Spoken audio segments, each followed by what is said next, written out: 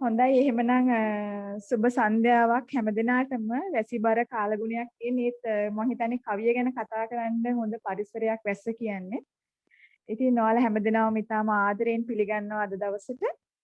අද අපිත් එක්ක එකතු වෙන්නේ කවිය ගැන කතා කරන්න මංජුල වෙඩිවර්ධන. ඔබ දැනටමත් හඳුරනවා මංජුල කියන්නේ කවුද කියලා. ඉතින් මම කැමති මංජුල වෙඩිවර්ධන කියන කවියාව අද ටිකක් විශේෂයෙන් හඳුන්වා දෙන්න. ඔහු ඇත්තටම මුලින්ම කවි පොතක් පළ කරන්නේ 1997 වර්ෂයේ නිරුත්තර සමාධිය තමන්ගේ පාසල් සමයේ ජීවිතේ ළඟින්ම හිටි මිත්‍රයා ෂේන් මැකෙල්වික් නිරුත්තර සමාධිය කවි පොත කරනවා. එදා මෙදා තුර කවි පොත් 10ක් පළ කරලා තියෙනවා. ඔබට දකින්න පුළුවන්. නිරුත්තර සමාධියේ පිළිහුඩු වී මధు සඳිනි මధుවිත පිටුවාල් පිටු මේ වගේ කවි පොත් 10ක් කරලා තියෙනවා. ඉතින් මේ කවි පොත් 10ත් ගත්තත් වෙනස් වෙනස් කවි හැඩරුව කවි රුවගුණ හඳුනා ගන්නට පුළුවන් කවි පොත් 10ක්. සංතාන ගීතිකා මාතෘකාවක් නැති මාතෘ භූමිය කියන්නේ සම්පූර්ණයෙන්ම ජනවාර්ගික අරගලයත් එක්ක ගැට ගැහිච්ච ඉතාම සංවේදී දේශපාලනික කවි එකතුවක්. ඒ වගේ අලුත්ම කවි පොත තමයි නිමිති කියන්නේ කෙටි කවි එකතුවක්. ඉතින් මේ වගේ කවි පොත් 10ක් පළ කරලා තියෙනවා මේ වෙනකොට. ඌ රාජ්‍ය සම්මානලාභී කවියෙක්. ඒ වගේම විද්‍යෝදය ගොඩගේ වැනි විවිධ සම්මාන ලැබලා තියෙනවා. ඊළඟට මම කැමතියි ඔයාලගේ දැන් මේ කවි පොත් හොයාගන්න කවි පොත් ගන්න අපහසු නම් ඔබට පුළුවන් මංජුල වෙඩිවර්ධනගේ කවි කියවන්න. ඊළඟට ස්ලයිඩ් එක ආදී මේ මොන්සූන් මූන් කියලා මොන්සූන් මූන් මෝසම් සඳ කියලා බ්ලොග් එකක් තියෙනවා. ඔබට අන්තර්ජාලය පාවිච්චි කරන ඔබට පුළුවන් මේ බ්ලොග් එක හොයාගන්න මොන්සූන් මූන් කියලා Google සර්ච් කරාම මේ කවි කියවන්න කැමති අයට ගොඩක් මංජුල වෙඩිවර්ධනගේ කවි මේ මෝසම් සඳ බ්ලොග් අඩවියෙන් කියවන්න පුළුවන්. ඉතින් මේ කෙටි හැඳින්වීම මංජුල වෙඩිවර්ධන සහ කවිය ගැන කවිය සම්බන්ධව ඔහු ඉතාමත් කවියට ගොඩක් ආදරය කරන ඒ වගේම කවිය වෙනුවෙන් මහා විශාල ශ්‍රමයක් දරන කවියක එක වචනයක් අකුරක් වෙනුවෙන් වුණත් ගොඩාක් මහන්සි වෙන හිතන කවිය වෙනුවෙන් කතා කරන කවිය වෙනුවෙන් පිනී හිටන කවියෙක්. ඉතින් අද ඔබත් මමත් වාසනාවන්ත වෙලා තියෙනවා ඔහුත් එක්ක කවිය ගැන කතා කරන්න පැය දෙකකට ආසන්න කාලයක්. ඉතින් මම කැමති ආරාධනා කරන්න මංජුල අයියට. ඉතින් කවියත් එක්ක මේ යන ගමන අපි ආරම්භ කරමු. ස්තුතියි තරු. ඇහෙනවනේ? ඇහෙනවා. ස්තුතියි තරු. හැඳින්වීමට වැඩිද මන්ද? මේ කොහොමුණත් ඔව් දැන් අවුරුදු 30ක් මා අඛණ්ඩව කවි ලියනවා. අවුරුදු 30ක් ඒ කියන්නේ පොත් 10ක් පළ වුණා කියලා කියන්නේ අවුරුදු 3කට සැරයක් වගේ පොතක් පළ වෙලා තියෙනවා. එතකොට මොකද්ද මම සාකච්ඡාවට එන්නම්. මම මේ අද තියෙන මාතෘ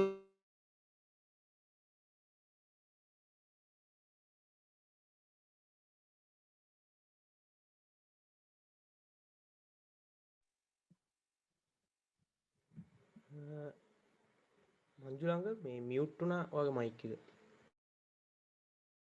මේ ඔව් අයියෝ මට පොඩි ඉඩක් දෙන්න. මේ ඔබට මතක් කිරීමක් කරන්න ඕන මේ මෙම Zoom සම්බන්ධතාවයේ විසන්දි වුණොත් කොයි මොහොතක හරි ආපහු සැනකින් මේ ලින්ක් එකෙන්ම ආපහු ඔබට පුළුවන් සාකච්ඡාවත් එක්ක සම්බන්ධ වෙන්න. ඒකත් මතකයේ තියාගන්න. මම මෙහෙම මාතෘකාවට එන්න. මගේ මාතෘකාව මම ඛණ්ඩනය කරගන්නවා මේ සමස්ත මාතෘකාවෙන් කවිය සහ කිතුණු ලග්නදී කවිය කියන එකෙන් කවිය කියන තැනට. හැබැයි මේ මම කතා කරන්නේ මේ මෙතන සභාවේ සන්දර්භයෙන් අනුව තමයි මම කතාව හදාගෙන තියෙන්නේ.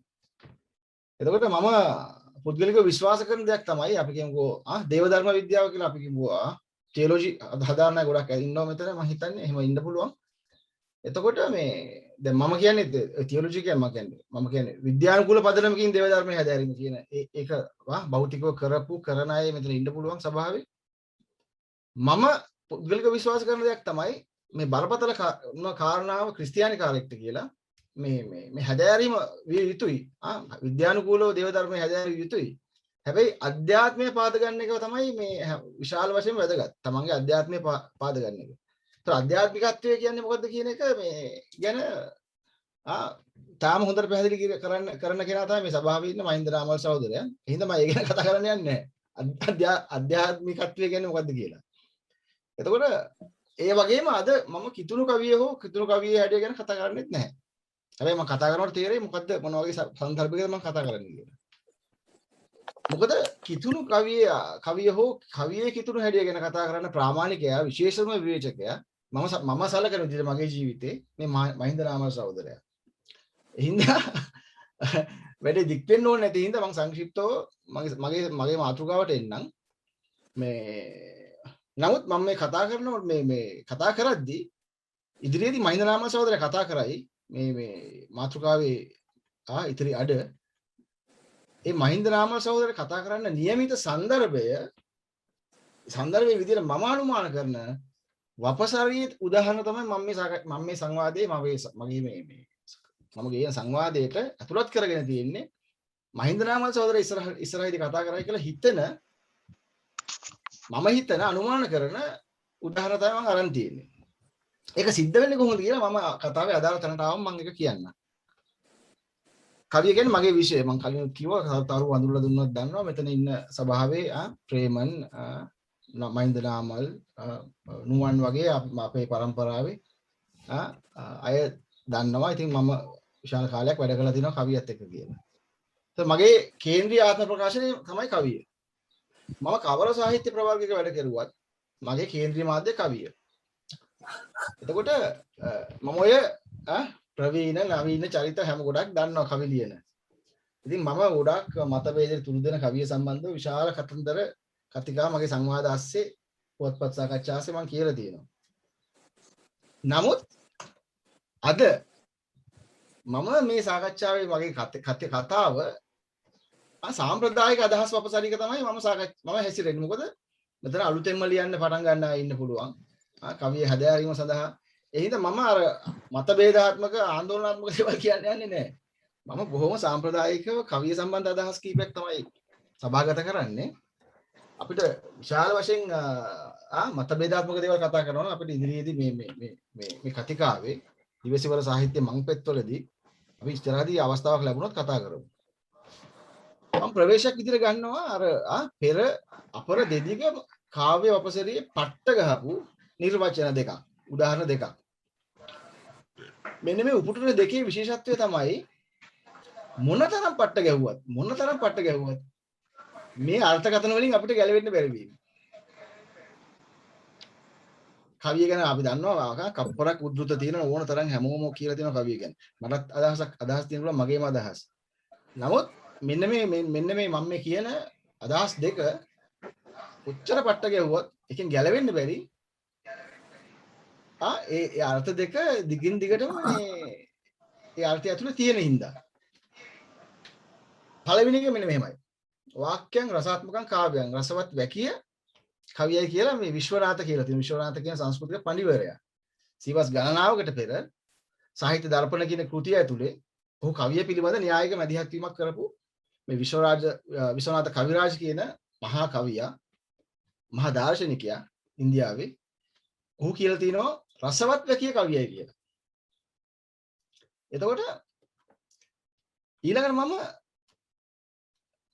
මම දැන් ඉන්න කලාපයට අදාළව මම ගන්නම් කෝල්රිච් කියන පණිවිඩය මේක ප්‍රකට අනිත් අදහස. මොකද්ද? කාව්‍ය වනහයි හොඳම වචන හොඳම පිළිවෙලකට තැබීමයි කියලා සැමුවෙල් ටේලර් කෝල්රිච් කියන දාර්ශනිකයා කවියා එංගලන්තේ ඒ වගේම තියොලොජි සම්බන්ධව දේවධර්ම විද්‍යාව සම්බන්ධව මැදිහත් වෙච්ච මහා දාර්ශනිකයා විලියම් වර්ඩ්ස්වර්ත් වගේ දැවැන්ත කවියන් එක එකතු වෙලා රොමාන්ටික් වාදය පිටුවීමේ පුරෝගාමී වෙච්ච කවියා දාර්ශනිකයා ඔහු කියලා තියෙනවා කාව්‍ය වනහයි හොඳම වචන හොඳම පිළිවෙලට තැබීම කියලා. එතකොට කවියට ආසක්ත ඕනම කෙනෙක්ට ස්වයං සිද්ධ ඒ කියන්නේ තමන් තුළ ඔටෝ වෙනවා කියලා කියන්නේ ඉබේ නබේ පහළ වෙන අදහස් දෙකක් තමයි කවිය සම්බන්ධ මේ මම කියපු අදහස් දෙක. විශ්වනාථගේ සහ කෝල්රිච්ගේ. මේ අදහස් දෙක තියාගෙන අපි කියවමු අපි දන්න කියන ජාකෝමේ ගොන්සාල්වෙස් පියතුමාගේ මෙන්න මේ කියන කවි දෙක. ඒවා ගීත බවට පත් වෙලා තියෙනවා. අපි මේ සභාවේ ඉන්න අපි හැමෝම තාම හොඳින් අහලා තියෙන කවි දෙකක්. හැබැයි දැන් ගීත බවට තියෙනවා. පළවෙනි එක මොකද්ද? සුර ලොවිනේ බැස මෙදිනේ මව් කුසිනේ බිහි වෙමිනේ කුඹු දෙතනේ කිරි බොමිනේ මිනි ලෙසිනේ වැඩුණු තැනේ. දැන් අපිට මේ ස්ක්‍රීන් එකේ තියෙන හින්දා කවිය කියව ගන්න පුළුවන් හැමෝටම මේ කොන්සාල්විස් පියතුමාගේ මේ පළවෙනි කවිය. අයියෝ අප උදෙසා අපි දන්නවා මම තාම මම හිතන්නේ මම වැඩිපුරම අහලා තියෙන ගීතිකාවක් විදිහට අහලා තියෙන මේ දුක් ප්‍රාප්තිය පසන් මම විතරම අහන්න කැමතියි. පසන් ගායනාවක් විදිහට මේක ගායනා. ඔව් පසන් ගායනාවක් විදිහට තියෙනවා මේ කියන්නේ මම වැඩිපුරම ජීවිතය අහලා තියෙන සමාජයට මේක වෙන්න පුළුවන්. මොකද ඒ තරම් ඒක රමණීයයි.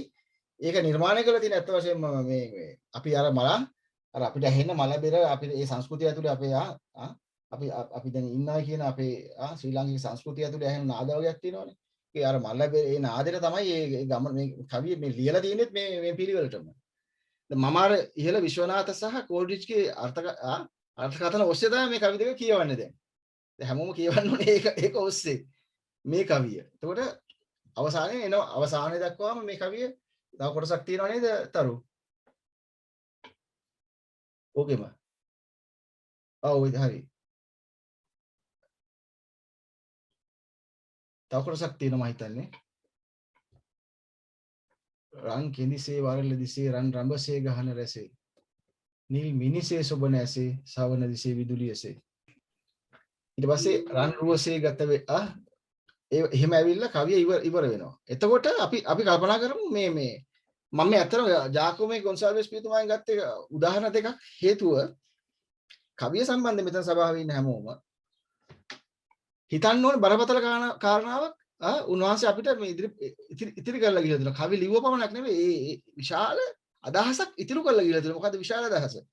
ගෝවේ වලින් ඇවිල්ලා මෙහෙට සිංහල බස් ඉගෙනගෙන අර අපි දන්න සිකිම් මහින්ද හමුදුරුවෝ වගේ ටිබෙට් වලින් ඇවිල්ලා ඒ වගේම මේ ජාකෝමේ ගොන්සාල්වෙස් පියතුමා ඇවිල්ලා බස හදාරලා මම කියන්නේ මේ හැදෑරීම කොච්චර බරපතල හැදෑරීමක්ද කියන එක කෝල්රිච් විශ්වනාථගේ අර කියන ඉතිහාස අර්ථකථනත් එක්ක මේවා කියවද්දි කොච්චර බරපතල විදියට මේ සන්දර්භයට අදාළ විදියට වචන තෝරමින් කොච්චර රසවත් විදියට වචන පිහිටුවමින් උන්වහන්සේ ලියලා තියෙනවද කියන එක තේරුම් ගන්න තමයි මම මේ දෙකම ගත්තේ.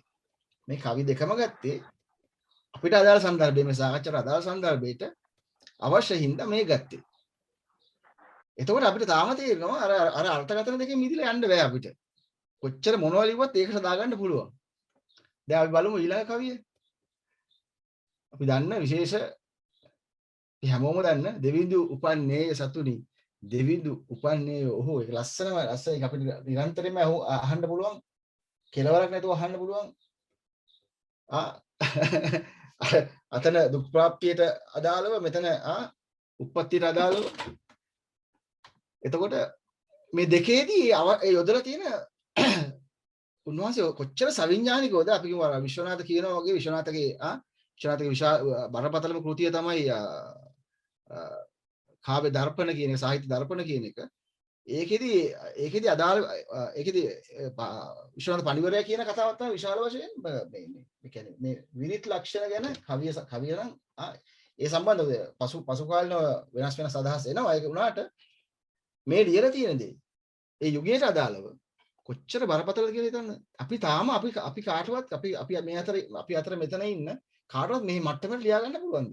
භාෂාව ගොපලුන් හා එඬක ගොල්ල බිලිදුන් දෙවි දකින්න ලොල්ල හැමතැන කොතනින් ගත්තත් බලන්න. කොතනින් ගත්තත් දෙරනේ තුන යහනේ කිම සයනේ සුර රජුනේ තෙපලා තුති ගොසලා නෙක තොසලා පසු බැසලා පරවින්සා කුරුලුන් මල් පොකුරුන් මත තබමින් සිතලා වැඳ වැටිලා තුති කරලා සිර නමලා කොච්චර ඒ අවශ්‍ය සන්දර්භයට කොච්චර අපි අරගෙන යනවද මේ නිර්මාණය. එතකොට ඒ හැදෑරීම ඇතුලේ තමයි නිකන් ඔටෝ ඇවිල්ලා නැහැ.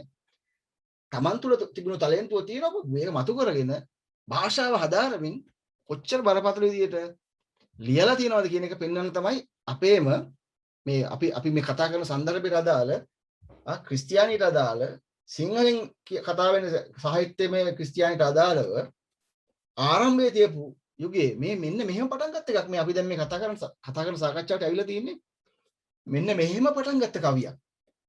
අපි කොහොම ලියන්න ඕනද මේ වෙනකොට?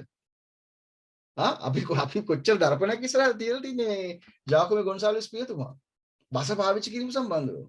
කොච්චර බරපතල චැලෙන්ජ් එකක්ද මේ සමාජයට දීලා තියෙන්නේ.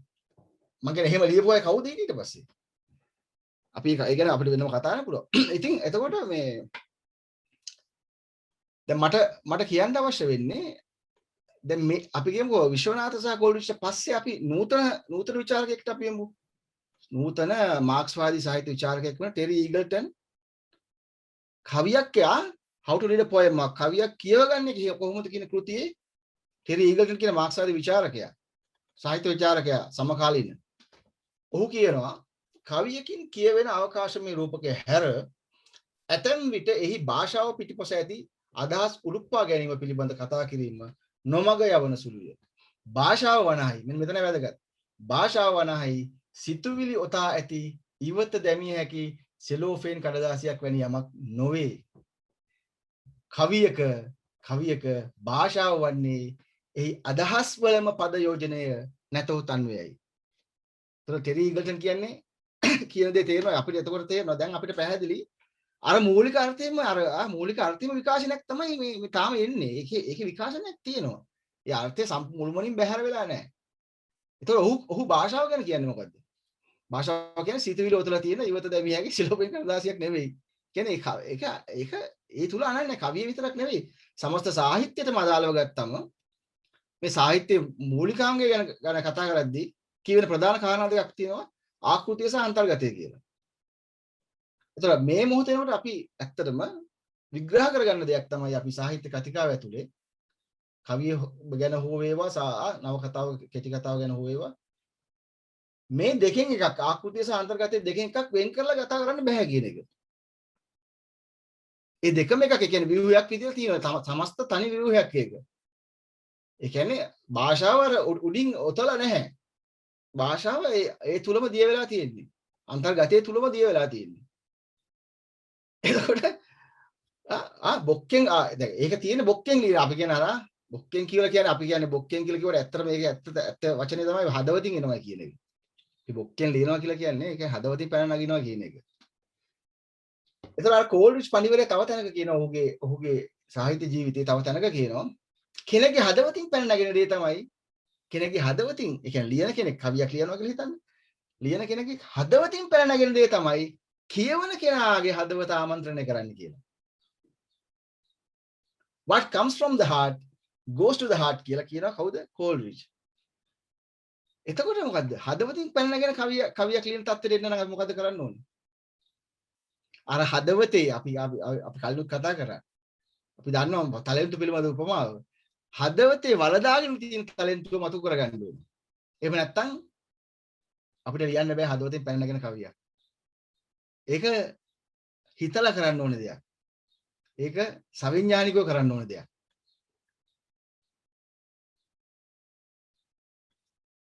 මට අනුව මම මේ අදහස කියලා තියෙනවා ලියලත් තියෙනවා. ඊට කලින් මම කියන්නම් ඊට කලින් එක අදහසක් to be a poet is a condition not a profession. Robert Graves කියන ඉංග්‍රීසි ජාතික කවියා කියලා තිනවා කවියෙක් වෙනවා කියලා කියන්නේ තත්ත්වයක්. කියන්නේ කිසියම් තත්ත්වයකටපත් වීමක්. ඒක වෘත්තිමය භාවයක් නෙවෙයි. ඒක වෘත්තීය වශයෙන් කරන්න පුළුවන් දෙයක් නෙවෙයි. ඒක කිසියම් තත්ත්වයකටපත් වීමක් කියලා. දැන් මම කිව්වේ මට කියන්න ඕනේ දේ මට අනුව ඇත්තටම මේ මම ඔය ක්‍රිස්තු භාවය, බුද්ධ භාවය ඒවා කියන්නේ මට අනුව මගේ අර්ථකථනය අනුව. මෙතන සභාවේ ඉන්න අනිත් අය වෙනස් අර්ථකථන තියෙන්න පුළුවන්. මට අනුව මේවා තත්ත්වයන්. ඒ කියන්නේ ක්‍රිස්තු සහ බුද්ධ කියන්නේ කිසියම් උසස් මනෝභාවයකට පත් වෙච්ච තත්ත්වයක් ඒක. එතකොට ක්‍රිස්තුස් වේරපත් උනේ කවුද? ජේසුස් කියන පුද්ගලයා. බුද්ධත්වයටපත් උනේ කවුද? සිද්ධාර්ථ කියන පුද්ගලයා. එතකොට අර තත්ත්වයන් තමයි ඒක. ක්‍රිස්තු හෝ බුද්ධ කියන තත්ත්වයන්. එතකොට හදවතින් කව පැන නගිනවා කියලා කියන්නේ බුද්ධියකට ඉන්නකොට අන්න කවියක් ආවා කියලා ලියාගෙන කවියක් ලියන එක නෙවෙයි. ජීවිතය පිළිබඳ සහ සමාජය පිළිබඳ ගැඹුරු විශ්ලේෂණයක් ඇති කරගන්න පුළුවන් වෙන්න ඕනේ. එහෙම වෙන්න මේ මට්ටමට දියුණු වෙන්න ඕන, හදාරන්න ඕන, කියවන්න ඕනේ. එතකොට යන හදවතින් පැන්නගෙන කවියක් එනවා කියලා කියන්නේ අපි දැනුවත් අය. අපි දන්නවා සමාජය වෙන්නේ මොකද්ද? අපි දන්නවා ජීවිතය වෙන්නේ මොකද්ද කියලා. අපි සවිඥානිකයි ඒවට. එතකොටයි කවිය පැන නැගෙන්නේ. කවිත්වය කියන්නේ අන්න එහෙම දෙයක්. ඒක කවිය කන්ඩිෂන් එක කියන්නේ කවිය කියන්නේ කිසියම් තත්ත්වයකටපත් වෙච්ච කෙනෙක් කියලා කියන්න පුළුවන් වෙන්නේ. අන්න මේ ගැඹුරු හැදෑරීම අපි අවට පරිසරයට සහ සමාජයට සහ ජීවිතයේ අභ්‍යන්තරයට අවදිව සිටීම හැතුලේ තමයි අර කවිය කියන කන්ඩිෂන් එක අපිටපත් වෙන්න පුළුවන් වෙන්නේ. කියවන්න ඕනේ, හදාරන්න ඕනේ, ආශ්‍රය කරන්න ඕනේ. ඒ අතර සියල්ල විශ්ලේෂණය කරගන්න පුළුවන් වෙන්න ඕනේ. අන්නේ දෙයට පුරුදු වුණාම, පුහුණු වුණාම කිසියම් සමාජ හෝ ජීවන සංසිද්ධියක් අපි අත්දකිනකොට ඒ ගැන විශ්ලේෂණය Taman තුලම පැන නැගෙනවා. ඒකට භාෂාවෙන් දෙන අති සියුම් අර්ථකථනය තමයි මම දකින විදිහට කවිය කියන්නේ. එතකොට මම එන්නම් ඉදිරි කතා බහට අදාළ මම එක උපුටනකින් මම ඒ ඉදිරි කතා බහට එළඹෙන්නම්. එක කියන්නේ T.S. Eliot කියන මහා කවියා. ඔහු කියනවා T.S. Eliot කවියගේ තියෙන සුප්‍රකට ලියවිල්ලක් ඇත්තට මේක රචනාවක් දාන්තය සම්බන්ධව. මම හිතන්නේ දාන්තය දන්නවනේ. මම හිතන්නේ මෙතන හැමෝම දන්නවා. ඩිවයින් කොමඩි ලියපු එක්කෙනා. ඒතර ඩිවයින් කොමඩි වගේ තව මහා කාව්‍ය අපිට තියෙනවා ඔය ක්‍රිස්තියානි කාව්‍ය සංදර්භය ඇතුලේ. ජෝන් මිල්ටන්ගේ පැරඩයිස් ලොස්ට් වගේ විශාල කාව්‍ය සංවාදයන් තියෙන කෘති තියෙන විශාල කෘති ඒවා. තව අපිට ආසන්නම තැන ගත්තොත් එහෙම අපි මේ කේරළේ ඉන්නවා කවියෙක් පීසි දේවසයියා කියලා. පීසි දේවසයියා. ඔහු ලියලා තියෙන කෘතියක් ක්‍රිස්තු භාග්‍යවතම් කියලා. ඒක සම්පූර්ණ ක්‍රිස්තුස්ගේ ජීවිතය සම්බන්ධව ඒ කියන්නේ සමකාලීන මේ කවියෙක් ඇත්තටම 2006 තමයි මිය ගියේ. එතකොට එහෙම මහා කාව්‍ය ලියපු ඒ කියන්නේ විශාල මේ අපි මේ සාකච්ඡා කරන සන්දර්භයට අදාළ විශාල දේවල් සිද්ධ වෙලා තියෙනවා මේ ලෝකේ. ඒතර මේ හැම දෙය හරහාම තමයි අපිට එන්න වෙන්නේ දැන් මේ T.S. Eliot කියනවා මොකද්ද ඇත්තම කවියක් කියන්නේ ඇත්තම කවියක් කියලා කියන්නේ ඔය ඉංග්‍රීසියෙන් කියන genuine poetry කියලා. genuine poetry අපිට සිංහලෙන් කියන්න පුළුවන් ඕනනම් මේ ඇත්තම කවියක් නැතුව නිකන් නිර්ව්‍යාජ කවියක්, අව්‍යාජ කවියක්, එහෙම නැත්නම් හෘදයාංගම කවියක්, එහෙම නැත්නම් සැබෑ කවියක්, ඔහොම කියන්න පුළුවන්. මෙන්න මේ genuine poetry වලට පුළුවන් කියලා සංවේදනය කරන්න. කොහොමද? සංවේදනය කරන්නේ. ඒ කවිය තේරුම් යාමට පෙර කවිය අපිට කවියා කියන්නේ කවියා ඥානනය කරන්න හදන දේ අපිට තේරුම් යාමට කලින් අපිට යම් කිසි හැඟීමක් අපිව චලනීයමක් ඇතුළේ වෙනවා. ඒ කවිය කියවද්දී. ඒක තමයි ඔහු කියන විදිහට එලියට් කියන විදිහට කවිය සම්බන්ධ ටෙස්ට් එක. කවියක් නම් ජෙනුයින් කවියක් නම් ඒක ඇත්ත හෘදයාංගම කවියක් නම් අව්‍යාජ කවියක් නම් මොකද වෙන්නේ? කවියේ අර්ථය තේරෙන්න ඉස්සෙල්ලා අපිට මොකද්ද වෙනව ඇතුලේ? පපුවේ. අන්න ඒක තමයි කවිය සම්බන්ධ මේ හරි මාව නිකන් අවුලන සුළු අර්ථකථනය ඒක. ඉතින් අපි ඒක කියවපු හැටි අපිට තේරුණාද නැත්නම් අපි හෙල්ලිලා යනවා. ඒ කියන්නේ තේරුම් ගන්න බැරි හැඟීම් අපි තුල අවදි වෙනවා නම් අන්න කවියක් තියෙනවා වගේ එකකුත් ඒකේ තියෙනවා. එතකොට අනිත් පැත්තේ මොකද්ද? කාන් කියනවා අපි කාන්ටියන් වර්ගයෙන් කියනවා නම් කාන් කියන බරපතල දෙයක් තමයි නිර්මාණයට අදාළව. අපිට අවබෝධයේ පරිසමාප්තියට පත්වන ඉඩ දෙන්නේ නැහැ කියලා නිර්මාණයක් කියන එක. නිර්මාණයක් අපි කවියක් කියලා අපි ප්‍රස්තුතේ කවියේ හින්දා කාන් කියනවා නිර්මාණයක් කියවනකොට අපිට හදිසිය හරි සියල්ල තේරෙනවා නම් ඒ වැඩේ සිද්ධ වෙලා නැහැ කියලා. කියන්නේ ඒ නිර්මාණය කියවන කෙනාගේ අවබෝධයේ පරිසමාප්තියට පත්වන ඉඩ දෙන්නේ නැහැ කියලා. ඒක තමයි ඒකේ ගතිකයේ පරිකල්පනයේ ගුණය මොකද්ද? අරක පරිසමාප්තියට පත්වන අවබෝධය කියන්නේ සම්පූර්ණ තේරෙන්න දෙන්නේ නැහැ කියලා. තේරුණොත් වැඩක් නැහැ ඒක කියලා. කවුද කියන්නේ? කාන්ට් කියන්නේ. ඉතින් දැන් මම එන්නම් උදාහරණ අරගෙන යන සාකච්ඡාවට. මම ලියන්නේ කවිද නැද්ද කියලා මට කියන්න බෑ. මම කෘති 10ක් පළ කරාට ඒක නිරීක්ෂණය කරන්න මම ඒ ගැන කතා කරන්නේ ඔබ සියල්ල තමයි ඒ ගැන කතා කරන්නේ. මම ලියන්නේ කවිද කියලා. මමත් හැබැයි උත්සාහ කරනවා මම මේ කවියක් ලියා ගන්න. උදාහරණයක් දැන් මේ මෙතන මේ ස්ක්‍රීන් එකේ තියෙන නිදි නැති නිර්මල ඇසක කිස කඳුලක කෘතියේ ඒ නමින්ම තමයි කෘතියක් පළ කරේ මම. ඒ කවිය ඔබට දැන් පේනවා. දැන් මම මෙතෙක් ගොඩනගපු ප්‍රවාදය ඇතුළේ තමයි මම මේ ලියන්න උත්සාහ කරලා තියෙන්නේ. හැබැයි ඒක පත් වෙලා නැතිව නැති කියලා මට කියන්න බෑ. මම මේ කියන්නේ මගේ උත්සාහය. හිස රිදෙන විට මහරෑ තරු එළියකට බර වෙමි. ඇසග දිලිසෙන සඳදිය සොඳුරු අඳුරෙහි සංගවමි. යෝර්දානයේ ගැඹරට අකුරක් දමා ගසෙමි. මෙතන අකුරක් කියලා කියන්නේ අකුරක් නෙවෙයි. අකුරක් කියන්නේ ගල් කැටයක් කියන එක. යෝර්දානයේ ගැඹරට අකුරක් දමා ගසෙමි. නැගෙන දහසක් රැලි මත දහසක් අකුරු විසුරුමි. මෙතන අකුරු කියන්නේ මේ අපි කියන අකුරු. ගලීලට යන මන්සල කුරුස කණුවක ඉඳමි. ඉතින් කොයි යත යන්නද කිසිත් නොකියම ඉන්නෙමි. ලිහි විසුරුන කොන්තය අත්ලෙහි රුවා ගන්නෙමි. අත්තටු ලැබුණු උරසම අහසට මුදාලන්නෙමි. පින්න විතරක් දොඩමලු ගොල්ගොතාවට ලං වෙමි. නින්ද නුපුරුදු සිහිනය ගෙහන්නාවට දන් දෙමි. ගීතාවලියේ ගීවල අරුත අතහැර යන්නෙමි. වැරදි වෙන්නට ඉඩ හැර වැරදි කරුවෙක් වෙන්නෙමි. දැන් ඇත්තටම මම ගොඩනගපු ප්‍රවාදය ඇතුලේ ඇත්තටම දැන් මේක නිශ්චිත අර්ථයක් පාඩම් එනවද කියන එක මම දන්නේ නැහැ. එහෙම එනවද කියලා ඒකම තමයි කවිය එක පරමාර්ථයක්. අර පරිසමාප්තියටපත් වෙන දෙන්නේ අවබෝධය. හරිද? ඒ කියන්නේ දැන් මම කියන්නේ මට කියන්න ඕනේ මේක අදහසක් සංයුක්ත වෙන තරම. ඒ කියන්නේ අපි කියමු සංයුක්ත වෙනවා කියලා කියන්නේ හරියටම තේරුම් ගන්නවා කියන්නේ. මෙන්න මේකයි මේ කියන්නේ. කියන්නේ ශාස්ත්‍රීය ලියවිල්ලක රචනාවක ඔය ප්‍රවෘත්තියක දේශපාලන විග්‍රහයක වගේ ওই සංවාදවල තියෙන කියා අපි ඇහිලා තියෙනවා කියන කරුණාකර මේ වටේ යන්නේ නැතුව ඔයාගේ අදහස් සංයුක්තව කියන්නේ කියලා එහෙම කියනවා. කියන්නේ කෙලින් කියන තේරෙන්න කියන්නේ කියලා. ඒතකොට මේ නිශ්චිතව කෙලින් කියන්න තේරෙන්න කියන එක කවියේදී අපිට ඒ සාකච්ඡාව ගන්න බෑ. කවියේදී අපිට අහන්න බෑ කරුණාකර මේ කවියෙන් කියන දේ මේ සංයුක්තව කියන්නේ කියලා කියන්න බෑ. ඒකට වැඩේ ෆේල්. හරිද?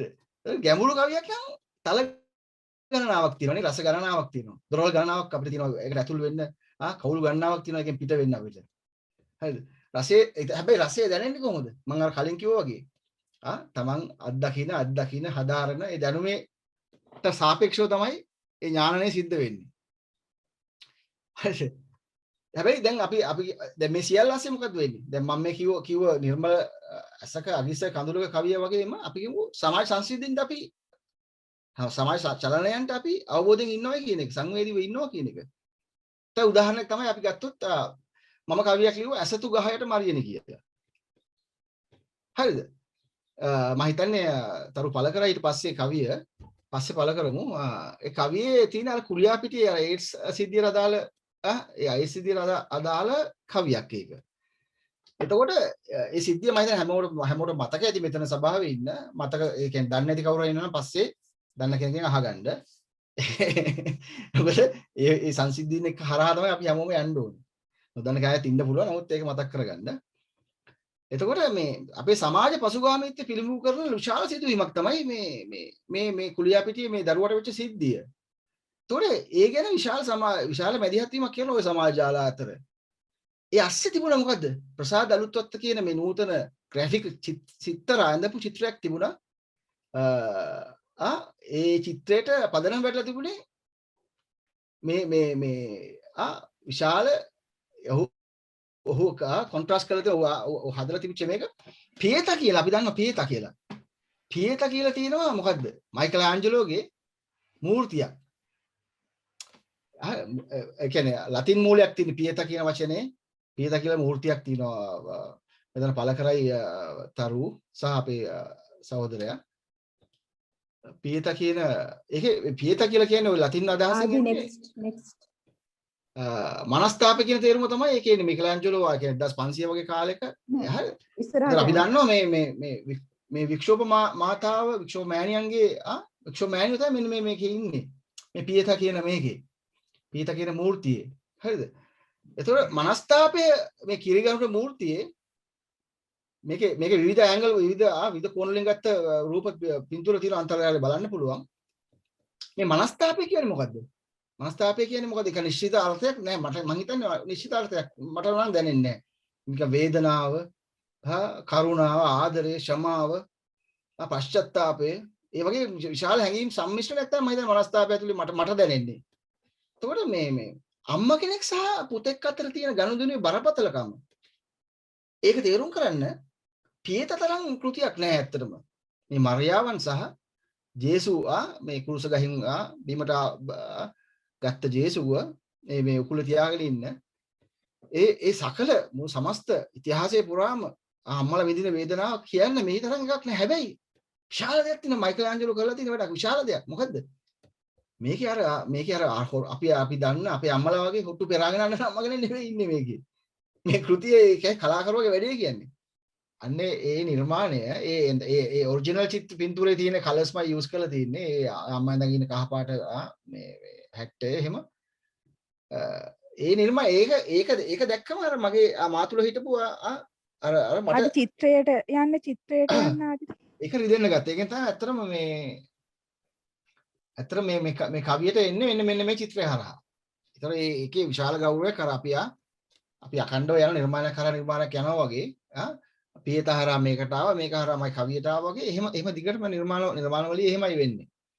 එතකොට මේ මගේ කවිය තරු කලිනුත් පළ කරා මේගොල්ලෝ පළ කරා මේ ස්ක්‍රීන් එකේ. එතකොට මම ඒකට සවිඥානික වීම තමයි එතකොට එන්නේ. මොකද්ද මට පිළිටවන්න වෙන්නේ. මරියාව තමයි මම නිර්මාණය කරන්නේ. හැබැයි අසතු ගහකට. අන්න එහෙම තමයි කියන්නේ. එතකොට අර සිංහල බෞද්ධ කියන අපි කියන සිංහල බෞද්ධ මම නම් කියන සිංහල බෞද්ධ වික්ටෝරියානු සංස්කෘතිය කියලා මම කියන්නේ දකුණු සංස්කෘතියට. ඒක මගේ අර්ථකථනයක්. එතකොට ඒක ඇතුළත මේ කොහොමද මේ මිනිසුන්ගේ චර්යාව කියන එක පෙන්වන්න තමයි මම මේ කවිය ලිව්වේ. එතකොට දැන් ඊළඟට මේ කවිය කියව ගන්න පුළුවන් පසුව හැමෝටම එතකොට දැන් මම ඉස්සරහට ගන්න උදාහරණ කීපයක් මම ඉතාම ඉක්මනින් ගන්නම්.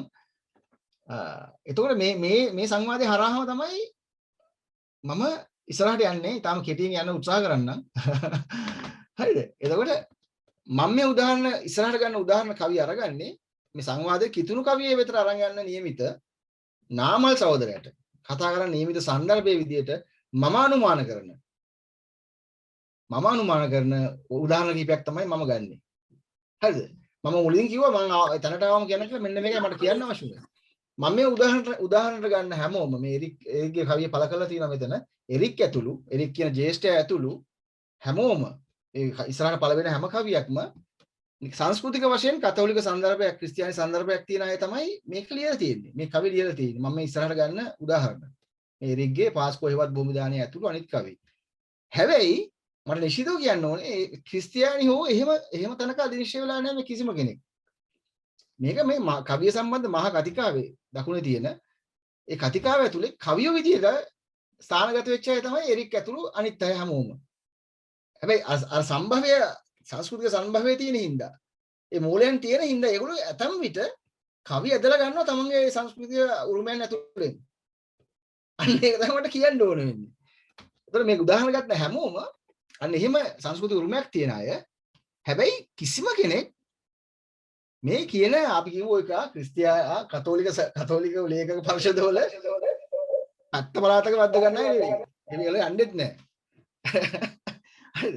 හැබැයි මෙන්න මේගොල්ලෝ සම්භාවයක් විදියට පොඩි අපි ඇත්තට පළල් අර්ථයෙන් කියන ක්‍රිස්තියානි කොටස්කාරයෝ පළල් අර්ථයෙන් කියන හැබැයි ඒගොල්ලෝ කවියෝ කිවිඳියෝ. එතකොට එරික්ගේ මේ කවිය සම්පූර්ණම ඉතුරු කොටස් ටිකත් පළ කරන්න මේ කවිය එන්නේ තර අපි මුලදී කතා කරලා පියතා එකේ ඒ සංදර්භය ඇතුළතම තමයි මේකත් එන්නේ. ඒ මව සහ මරියාවන් සහ යේසුස් ක්‍රිස්තුස්ගේ සම්බන්ධය ඇතුළතම තමයි මේක එන්නේ. හැබැයි මේ කෘතියේ මේ කවිය පළ කරන්නේ එරික්ගේ ආලින්දේ කෘතියේ. ආලින්දේ මම හිතන්නේ මම හොයාගත්ත විදිහට මට එව්වේ 1988 තමයි ආලින්දේ පළ වෙන්නේ. ඒතර 1988 සන්දර්භයට ගිහිල්ලා ලංකාවේ සමාජයේ මේ කවිය කියවම මොකද්ද වෙන්නේ? අපිට මරියාවන් සහ ජේසුස්ගේ ඒ පුරාවෘත්තේ ඒ ඉතිහාස කතන්දරේ ආයි වරණගෙනවා ලාංකික සංදර්භයක එරික් කරන්නේ මේ වැඩේ. අපි අන්න ඒක තමයි කරන්නේ. ඒතකොට සමස්ත සමාජයට තමයි මේ කවිය අදාළ වෙන්නේ. හැබැයි ඒකෙදි මොකද වෙන්නේ? එරික් අර කාව්‍යාත්මක අර ඉස්සරහට මොකද අපි කරපු අර මුලදී කවිය සම්බන්ධ කරපු උද්දෘත අර්ථකථන ඇතුළේ තමයි මේ කවිය ලියවිලා තියෙන්නේ. පවිතු දුදයන් වෙත නුඹ කුසින් වැටෙන්නේ. කළු වලාකුළු තොණ්ඩු. ඔහු ගොඩනගන්නේ ඒ වගේ රූපක. සොල්දාදු හෙල්ලෙන් පහරලද රිවි මඩල. පහරලද රිවි මඩල. සොල්දාදු හෙල්ලේක අපි දන්නවා මේ ඉතිහාස සිද්ධිය. ඒවට සම්බන්ධ කරන මොකද්ද? රිවි මඩල. අවර ගිර සයන මත සිහිසන් වැද වැටි. එතකොට මේ එරික් කරන වැඩේ අපිට තේරෙන්න ගන්න. මොකද්ද මේ කරන්නේ එරික් කියලා. මහා සමාජයට ගෙනියනකොට මේ කවිය අර ඔහුගේ සංස්කෘතික උරුමයන් ඇතුළෙන් තමයි ඔහු හොයාගන්නේ. ඊළඟට මාලතී කවිය ගමු අපි. මාලතී කවිය මරියා. ඇගේ නම මරියා. හැම කඳුළු කවුළුවම ඇරියා. අර අපි කවිය සම්බන්ධව කතා කරනවා. අපි අර කියන කතන්දරේ මොකද වෙන්නේ? අර ඒ සියලු අර්ථකථන ඇතුළේ තමයි කියන්නේ කවි මම කියන්නේ මගෙන් කවුරු හරි සාකච්ඡාවකදී ඇහුවා එක්තරා එක කතාවක කවිය කියන්නේ මොකද්ද කියලා. මම කිව්වා කවිය කියලා ඕන දෙයක් ඔයගොල්ලෝ කරන්නේ. හැබැයි කවිය තියෙන්න ඕනේ එතන කියලා. කවිය කියලා ඕන දෙයක් කරලා ලියන්න. කවිය කියන්නේ මොකද්ද නෙවෙයි ඕන දෙයක් ලියන්න. හැබැයි කවිය තියාගන්න. මම කියන්නේ ඒකයි. මම හැමතිස්සෙම කියන එකක් තමයි කවිය තියෙන්න ඕනේ ඉස්සෙල්ලා. ඒ කවිය කියන්නේ මොකද්ද කියන එක තමයි අපි මේ කතා කරන්නේ සාකච්ඡා කරන්නේ හදාරන්නේ. ඒක තියෙන්න ඕනේ මූලිකව. ඒක නැතුව වැඩක් නෑ මොකුත්. දැන් මාලතී කවිය බලන්න මේකේ. පටන් ගන්නවා ඇගේ නම මරියා හැම කඳුළු කවුළුම ඇරියා. උතුරු කුරු තරු ලකුණු විමසා උතුරු අහසට සිතින් නැගුණා. දැන් අපිට තේරෙනවා මාලතී මේ කොහෙටද යන්නේ කියලා නේ. මේ පුරාව මේ කතන්දරේ අපි දන්න අපි ඉතිහාස කතාව අරන් යන්නේ ඒ වෙන සන්දර්භයකට. ඒ කවිය මුලිමුනේ කියලා එක තේරුම් ගන්න. කවිය සම්බන්ධ අදහසක් නෙමෙයි මම කියන්නේ කවිය ලියන්නේ කවිය අර මම කියන්නේ කවිය තේරුම් ගන්න කලින්ම අපිට රිදෙන්නේ කොහොමද කවියක් කියවු ගමන්. කවිය තේරෙන්නේ නැහැ රිදෙනවා. අපිව සසල වෙනවා. හෙල්ලිලා යනවා අපිව. ඒක වෙන්නේ කොහොමද කියන උදාහරණ තමයි මම මේ ගන්නෙ අර මූලික සන්දර්භය ඇතුළෙම. අපි ගමුකෝ මෙතන අපේ සභාවේ ඉන්න තරුගේ කවියක් තරංගරි රෙසිකා කියන අපේ සහෝදරියගේ ඒ මගේ පණ කියන කවිය මේ සන්දර්භය ඇතුළෙම තමයි මේ ගොඩනගෙන්නේ. ඒ මගේ පණ කවදානම් S2 දකින්නද කියලා මේ මව සහ පුතක් අතර ඒ ඔය සංවාදෙම තමයි යන්නේ. පාට එරන් මන් පුතුනේ ඈත දුරක වහන්නුනේ දැසේ කඳුළුමය නිතිනේ කාට කියම් දෝ මෙදු කාට කියම් මෙදුකානේ මේ මව සහ පුතා අතර සන්දර්භයෙන් ගෙනියනවා මේ ඔය කියන අපි දැන් මේ සාකච්ඡාවේ මාතෘකාව සන්දර්භය ඇතුලේ තමයි. ඒතර විශේෂයෙන් දැන් මොකද්ද මේ තරුගේ කවියේ අපි දන්නවා මොකද්ද? දොයි දොයි දොයි දොයි බබා බයි බයි බයි කියන්නේ මේ නැලවිලි ගීත ආකෘතිය ඇතුලේ තමයි මේක කියන්නේ තුරුලේ තියාගෙන නලවනකොට දරුවෙක් ඒ සම්බන්ධෙම තමයි දිගටම ගෙනියන්නේ. ඒ සම්බන්ධෙම තමයි ඒක හරි දැනුවත්ව හරි සවිඥානිකව තමයි තරුව මේ ගොඩනගලා තියෙන්නේ. ඒතර මේ මෙතන පිටුවහල් වෙන්න වෙච්ච දරුවෙක් සම්බන්ධව අම්මා ඒ දෙන්නගේ ප්‍රේමය සම්බන්ධව තරුව මේ ගොඩනගලා තියෙන කවිය. මේ කවිය මේ සාකච්ඡාට අදාළ වෙන්නේ කොහොමද කියලා ඔයගොල්ලන්ට කියව ගන්න පුළුවන්. ඒ කියන්නේ අර මම මෙතෙක් කියපු අර්ථකථන මම ගත්ත ප්‍රවේශයන් ඇතුලේ තමයි මේක ඒ කියන්නේ එතකොට සමස්ත කතිකාව තමයි පෝෂණය කරන්නේ. කවිය සම්බන්ධ වෙන චූල කතිකාවක් නෙවෙයි. කවිය සම්බන්ධ අපි සිංහලෙන් කවිය කියවන විදිහට මේ මහා කතිකාව පෝෂණය කරන කවියක් තමයි මේ තරු ගොඩනගලා තියෙන්නේ. අන්න ඒකයි මට කියන්න අවශ්‍ය වෙන්නේ. එතකොට අපි නිකන් දීර්ඝ කවිය අතහැරලා අපි නිකන් කෙටියෙන් අදහසක් කියන එකක් අපි හිතමු. එතකොට මාලතී කියම මාලතී කල්පනා ඇම්බ්‍රෝස් අපේ සහෝදරියගේ කවි දෙකක් උදාහරණ ගමුකෝ. කෙටියෙන් කොහොමද අපි මේ අදහසක් කියන්නේ කියලා. මේ කියන ප්‍රවේශය ඇතුළෙම ඇගේ කෘතියක් තියෙනවා මොකද පියා නොහැඹූ පියාපත් කියන කෘතියේ ඒ කෙටි කවි තියෙන එකේ කවි දෙකක් මම අරන් තියෙන උදාහරණයකට පළවෙනි කවිය මේ මාගේ ශරීරය ඔබේ ප්‍රේමයේ කුරුසිය මත උත්තාන වනු පෙර මැරී ගිය දැන් මේක අපිට එකපාරට තේරෙනවා මොකද්ද මේක නෙහෙම තේරෙන්නේ නැහැ මට නම් තේරෙන්නේ නැහැ තේරුම් ගන්න මම හිමින් උත්සාහ කරනවා. ඒ පරිසමාප්තියටපත් වෙන්නෙත් නෑ මගේ තේරුම් ගැනීම. මම මේ කියපු අර්ථකථන ඇතුළේම. හැබැයි රිදෙනවා අපිට දැනෙනවා මොකද්ද මේ මාලතී කරන වැඩේ අපිට දැනෙන්න අපේ පපුව රිදෙන්න ගන්නවා හිත රිදෙන්න ගන්නවා. අපි සසල වෙන්න ගන්නවා. අපි ඊළඟ කවියට ගියොත් එහෙම බලන්න. මාලතීගේම දෙවියනි කවිය තියෙනවනේ තරුවා ගාව. දෙවියනි ඔබ කියූ ලෙසම දිව්‍ය පුත්‍රයාට පෙම් කළෙමි. අපි අර මූලික මේ මම මෙතෙක් කතා කරපු සන්දර්භය ඇතුළෙමයි.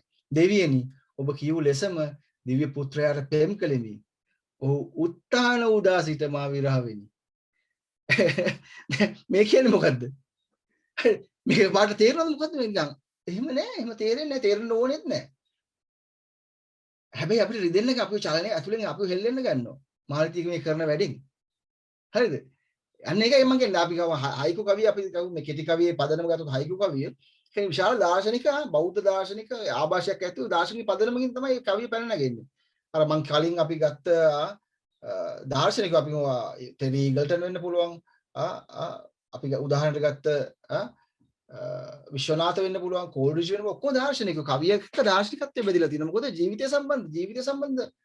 ජීවිතය සම්බන්ධ කාරණාවලට උත්තර හොයමින් තමයි කවිය සාකච්ඡා වෙන්නේ.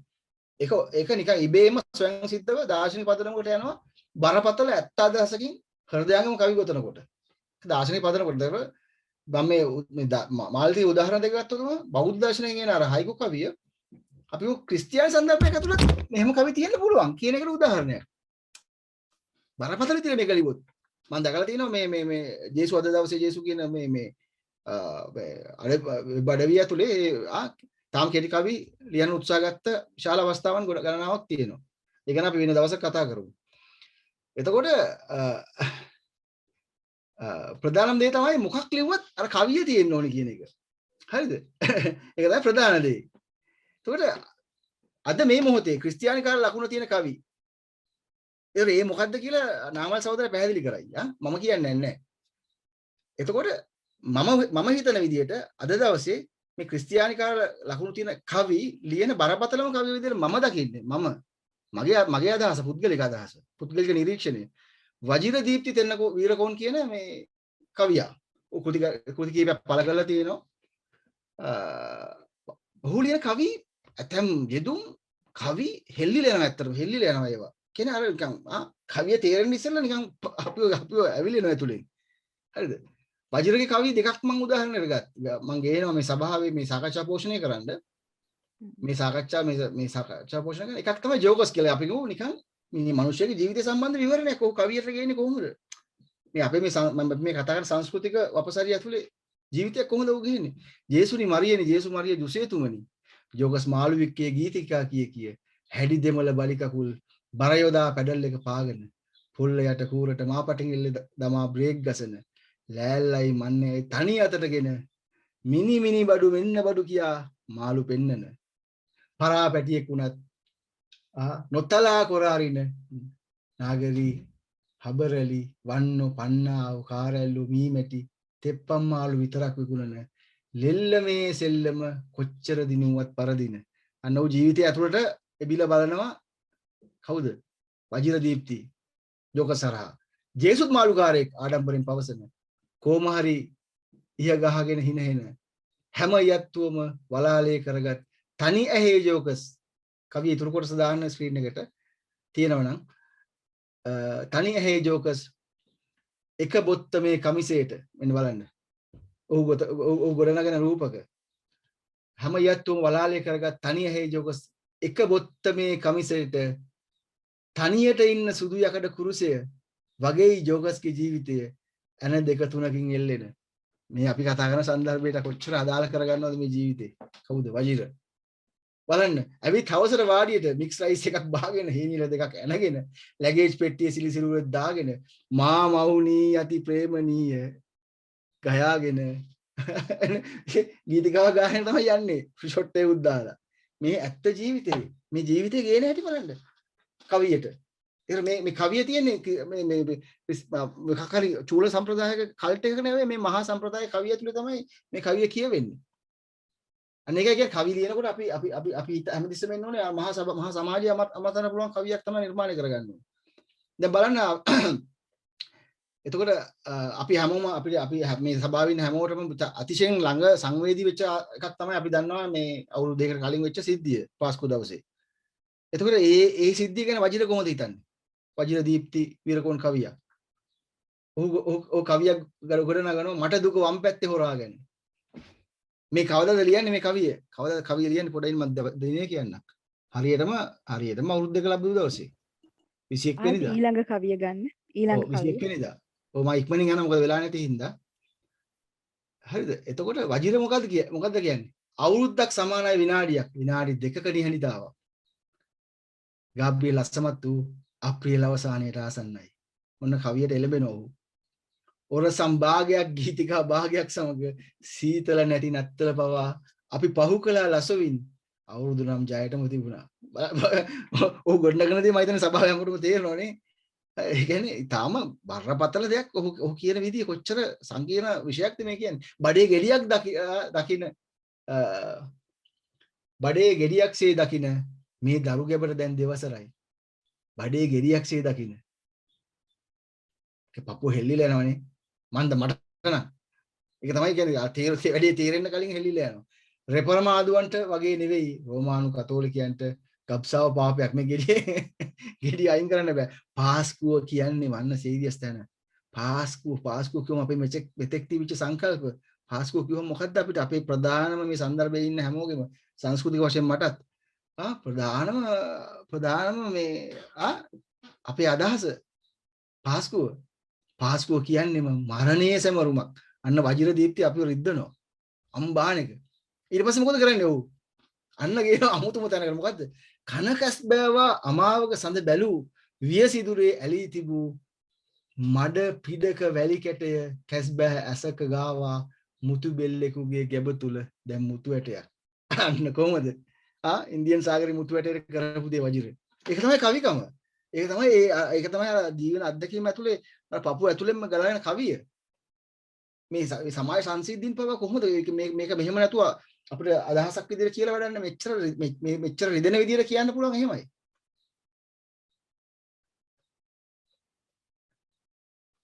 හරි. මට මම හිතන්නේ මෙතන මේ මම හිතන්නේ මම එවපු නැති කවියක් මම ඉක්මනින් කියන්නම්. මොකක්ද දන්නවද? මේ වජිරගේ මේ නූතන කවිය මම හිතන උපරිම තැන මම මේ කවිය මෙතන නවත්තලා මම ටක් ගාලා කියන මේ සභාවට මම ඉදිරිපත් නොකරපු කවිය මම කියන ඔහු එවනවා මේ ගිය මේ නත්තල් දවසේ එවනවා නත්තල් සුබ පැතුම මම දන්නේ මේක කොහේ හරි පළ වෙලා තිබුණාද කියලා මම දන්නේ මට මේ WhatsApp එකේ එවපු කවියක් ඔහු. මොකද කවිය මාතෘකාව මේ මම එව්වේ නෑ තරුලට මේක පළ කරන්න මේ ස්ක්‍රීන් එකේ නෑ මේ කවිය. මම කියවන්න ඉක්මනින් තානායමේ ඉඩ නොතිබූ බැවින් ගව ඔරුවක බහලූ ජේසුනි. තානායමේ ඉඩ නොතිබූ බැවින් ඔහු ලියන කවියක්. මොකද නත්තල් සුබපතන් ලියන්නේ මේ මිත්‍රයන් අතර. මම දන්නේ නැහැ බල කරාද කියලා. එඬේරුන් සමගා බැටළුවන්ද මරිමවුන් උරදරු කොටළු මිත්‍රයාද රජුන්ගෙන තවල මේ ඔටුවන්ද තම මඩුව බෙදාගත් වෛරාද පමණක් ඇත්තේ ගවලෙනේ කුට්ටමේ. අන්න ගවලෙන හදනවා නත්තලට. එතකොට කවියට පේනවා මොකද්ද? මොකක් හරි පේනවා. ගවලෙනේ මේගොල්ලෝ විතර තින්නේ. ඇයි නැත්තේ අනිත් අය? මේ අපි වගේ අය. ඇයි නැත්තේ අනිත් අය? මේ අපි වගේ අය. අඩුතරමේ කූඹියෙක් කදෝ කිවි අකපද ගවලෙන්නට විශාල අර්ථයකට ඔහු ගෙනියනවා මේ නත්තල අර අපි කියන ඇත්තම අර්ථයට ඊට පස්සේ කියනවා යමන් කළුවේ ජේසු ළඟට කන්ද උඩින් තරුව එනවා උඹට වගේ මගේ ඇඟටත් උඳුවම් සීතල දැනෙනවා ජේසු තමයි අඳුර දුන්නේ අපේ ඇඟපත නිවාලන්න යමන් කළුවේ ගාල් වෙලා එකට වැටි නිදා ගන්න සුබ නත්තලක් වේවා එහෙම තමයි වජිරගේ සුබ පැතුම. හරිද? දැන් මේක අර යමන් කළුවේ ජේසු ළඟට කන්ද උඩින් අර ඒ කවිය කියවද්දිම අපි දන්නවා මේ ගුණදාස කමරසේකර කියන මහා කවියා. මහා කවියෙක් ඇත්තටම. දැන් අපි මේ නූතන මේ මොහොතේ ජීවතුන් අතර ඉන්න සිංහලෙන් කවි ලියපු ජ්‍යෙෂ්ඨම කවියා.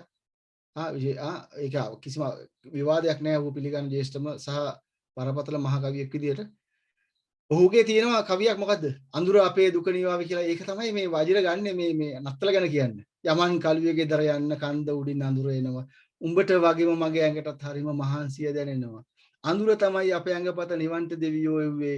හනික යමන් ගාල් වෙන්න පිදුරු ගොඩේ ගෙයි මුල්ලේ. මේ අමරසේකරේ කවිය තමයි වෙනත් ආකාරයක උත්ප්‍රාසාත්මකව වජිර මොකද්ද? තමන්ගේ නත්තල් සුබ පැතුම ගොනු කරන්න අපිට රිද්දන්න පාවිච්චි කරන්න. හරිද? මම දැන් කතාවේ අවසානයට එන්න. හරිද? අපි දැන් තේරෙනවා අපිට අපේ සමාජයේ අවට තියෙන දේ සිද්ධ වෙන්නේ මම පියත කවිය මරියනි ගැන කිව්වා. එතකොට දැන් වජිර පාස්කෝ ගැන ලියපු දේ කවි ගැන අපි කිව්වා. එතකොට අන්තිම කවිය විදිහට මම උපුටලා ගන්න මෙන්න මේක. මොකද්ද? තරු රසී ලියනවා අපේ තරුගේ රසික සහෝදරි මේ සභාවේ ඉන්න. මොකද්ද? තරු ලියනවා රුසියාවේ පුටින්ට විරුද්ධව ගිය අරගලේ අරගලය. කවුද? තරුණියන් ගණනාවක් එකතු වෙලා ගෙනිච්ච විශාල අරගලයක් තිබුණා මොකද්ද? ඒ අරගලේ පුසි රයට් කියලා ඒගොල්ලන්ගේ කණ්ඩායම ඒගොල්ලෝ ගිහිල්ලා පංක් මූවමන්ට් එකක් ඒගොල්ලන්ගේ. ඒ ගැන දන්නේ නැත්නම් මේ කවිය කියවලා සහ ඒකේ බෑග්ග්‍රවුන්ඩ් අර හෝම්වර්ක් ටික විහිමින් කරගමු කට්ටිය දන්නේ නැති අය ඉන්නවනම් ඒක පස්සේ කියව ගන්න. mother of god dry put in away කියලා ඒගොල්ලන්ගේ ප්‍රධාන ඒගොල්ලන්ගේ ඒක තමයි dry put in away mother of god කියන එක තමයි කවි තරු මෙන්න මේකට ගන්නෙ. මොකද්ද? ඒගොල්ලෝ කැතඩාල් එකට ගිහිල්ලා ඔර්තොඩොක්ස් පල්ලියේ රෂියන් ඔර්තොඩොක්ස් එකේ ඒගොල්ලෝ ගිහිල්ලා කැම්පේන් එක ඒගොල්ලන්ගේ පුටින්ට විරුද්ධ කැම්පේන් එක දිගටම ගෙනියනවා. ගෙනියනකොට කී ප්‍රකාශයක් තමයි කවි තරු මේ කවියට කවියේ තරු ඇවිලෙන්න ගන්නේ අන්නේ ප්‍රකාශයෙන්. එතකොට හැබැයි ප්‍රශ්නේ මම අවසානයේදී කියන්නේ දැන් කවිය මේ තියෙනවා කොයි බින්ද මේ හයිය නදේෂ්දා මරියා යකතරිනායට විතාරය අතැතිව දෙව්මැදුරට පිවිස කැතඩාල් එකක් ගයන්නට මේ ලෙස කන්‍ය මරියාවනි පුටින් පළවා හරින්නේ. දැන් දිගටම තරු මේක ලියනවා. නව යෞවනියක ඔබ එදවස අලුත් අහසක් අලුත් පොළොවක නව පැතුමක උස දැරු. හරි තරු ගොනු කරන වෙන සන්දර්භයකට මේ අත්දැකීම. හැබැයි මොකද්ද වෙන්නේ? තරු කොතනටද ගෙනල්ලා අපි අතාරින්නේ? කන්‍යාවනි අඬ අඳුරේ තුලාවෙන් මුලා වූ නීතියේ රැහැණින් වෙලා ලූවද ගීතයේ පියාපත් සිඳුණු හැකිවද සිරගේද පරාදීසයේ ගීතයට. තරුගේ මේ කවියේ සීරුවෙන් අපි කියවන අපිට අපි ජීවත් වෙන සංදර්භයේ අපිට අභිමුඛ වෙන්න ගන්නවා. ඒතර තරු මේ පුටින් කියන කාටද කියලා අපිට හිතා ගන්න වෙනවා. තරුගේ රස්සාවක් දෙන්න ඕක ඒ කාලේ මේ කලින් රාජපක්ෂ පාලනයේ තියෙන කාලේ ලිව්වේ. ඔව් ඒක තමයි ඒ කාලේ. ඉතින් කොයි කාලේ වුණත් ඒක තාම එහෙමනේ. පුටින්මනේ. ඉතින් ඒ හින්දා මේ එතකොට අර අන්න එක තමයි කොහේ සිද්ධියක් සිද්ධ වුණත් ඒක අපි තුල ඇවිලෙන්නේ කොහොමද මේ සිද්ධියත් එක්ක? ඇත්තට මේ තරුණියෝ ගෙන ගිය අරගලේ ඇත්තටම අපි ඒ කියන්නේ පීඩිතයන්ගේ අරගලේ නැත්තම් අපි වැඩක් නැහැ. පීඩිතයෝ ගෙනියන අරගලයකට අපි හදවතින් හරි දායක වෙන්නේ නැත්තම් ඒක ඇත්තටම වැඩක් නැහැනේ අපි. මම නම් කියන්නේ ක්‍රිස්තියානි කාරයෙක් නම් අනිවාර්යෙන් ඒක තියෙනෝනේ. පීඩිතය පැත්තේ තමයි හැමතිස්සෙම ඉන්නේ. කිසිම වෙලාවක ඉන්නේ නැහැ පුටින්ලාගේ පැත්තේ. එතකොට තරු මේ කරන්නේ හැමතිස්සෙම ගෙනල්ලා අපිට අපේ සංදර්භයත් අපිට අවදි කරන අතර අන්න එක කියන්නේ අර මුළු ලෝකෙ ගැනම අවදියෙන් සිටීම තමයි කවියගේ වැඩේ. එතකොට කවියෙක් නම් විශේෂයෙන් ක්‍රිස්තියානි කාරයෙක් නම් තමන් තුල පහළ වෙන ජීවිත ඥානය ගැන කවි ලියනවා වගේම ලෝකයේ ඕනම තැනක සිද්ධ වෙන පීඩිතභාවයෙන් නිදහස් වීමේ අරගලයක කොටස්කරුවෙක් වීම තරම් වන පළල් හදවතක් තියෙන්න ඕනේ. කවියෙක් නම් විශේෂයෙන් ක්‍රිස්තියානි කාර කවියෙක් නම් දැන් මේ සභාවේ සන්දර්භයට ආදාළව මම එක් කිව්වේ අවසානම වශයෙන් කවිය වෙනුවෙන් මිදෙන්න කියන්නේ ෆ්‍රීස් වෙන්න මිදෙන්නත් ඇවිලෙන්නත් මම ඔබට තව මම කැමතිම උපුටන දෙකක් කියලා මේ කතාව ඉවර කරනවා. ලියනාඩෝ කොහෙන් අපි කැනඩියානු මහා කවියෙක් හිටියා. ඌ කවිය සම්බන්ධ මෙන්න මෙහෙම දෙයක් කිව්වා. මොකද්ද? කවිය කියන්නේ ජීවිතය පිළිබඳ සාක්ෂියක්. කවිය කියන්නේ ජීවිතය පිළිබඳ සාක්ෂියක්. ඔබට ඇත්තේ ඇවිලෙමින් නැති ජීවිතයක් නම් කවිය කියන්නේ මොකද්ද? කවිය කියන්නේ අලු. කවිය කියන්නේ ජීවිතය පිළිබඳ සාක්ෂියක්. ඔබට ඇත්තේ ඇවිලෙමින් නැති ජීවිතයක් නම් කවිය කියන්නේ අලු. අන්තිම උපුටනය මහා ඇමරිකානු කිවිඳිය එමිලි ඩිකින්සන් කියනවා කවිය පිළිබඳ මෙහෙම. මම යමක් කියවමින් සිටින විට කියනවා මෙහෙම. මම යමක් කියවමින් සිටින විට මගේ මුළු සිරුරම හිම කන්දක් වගේ මිදෙනවා නම් මම මිදෙනවා නම් කියන්නේ එහෙම මම මිදෙනවා නම්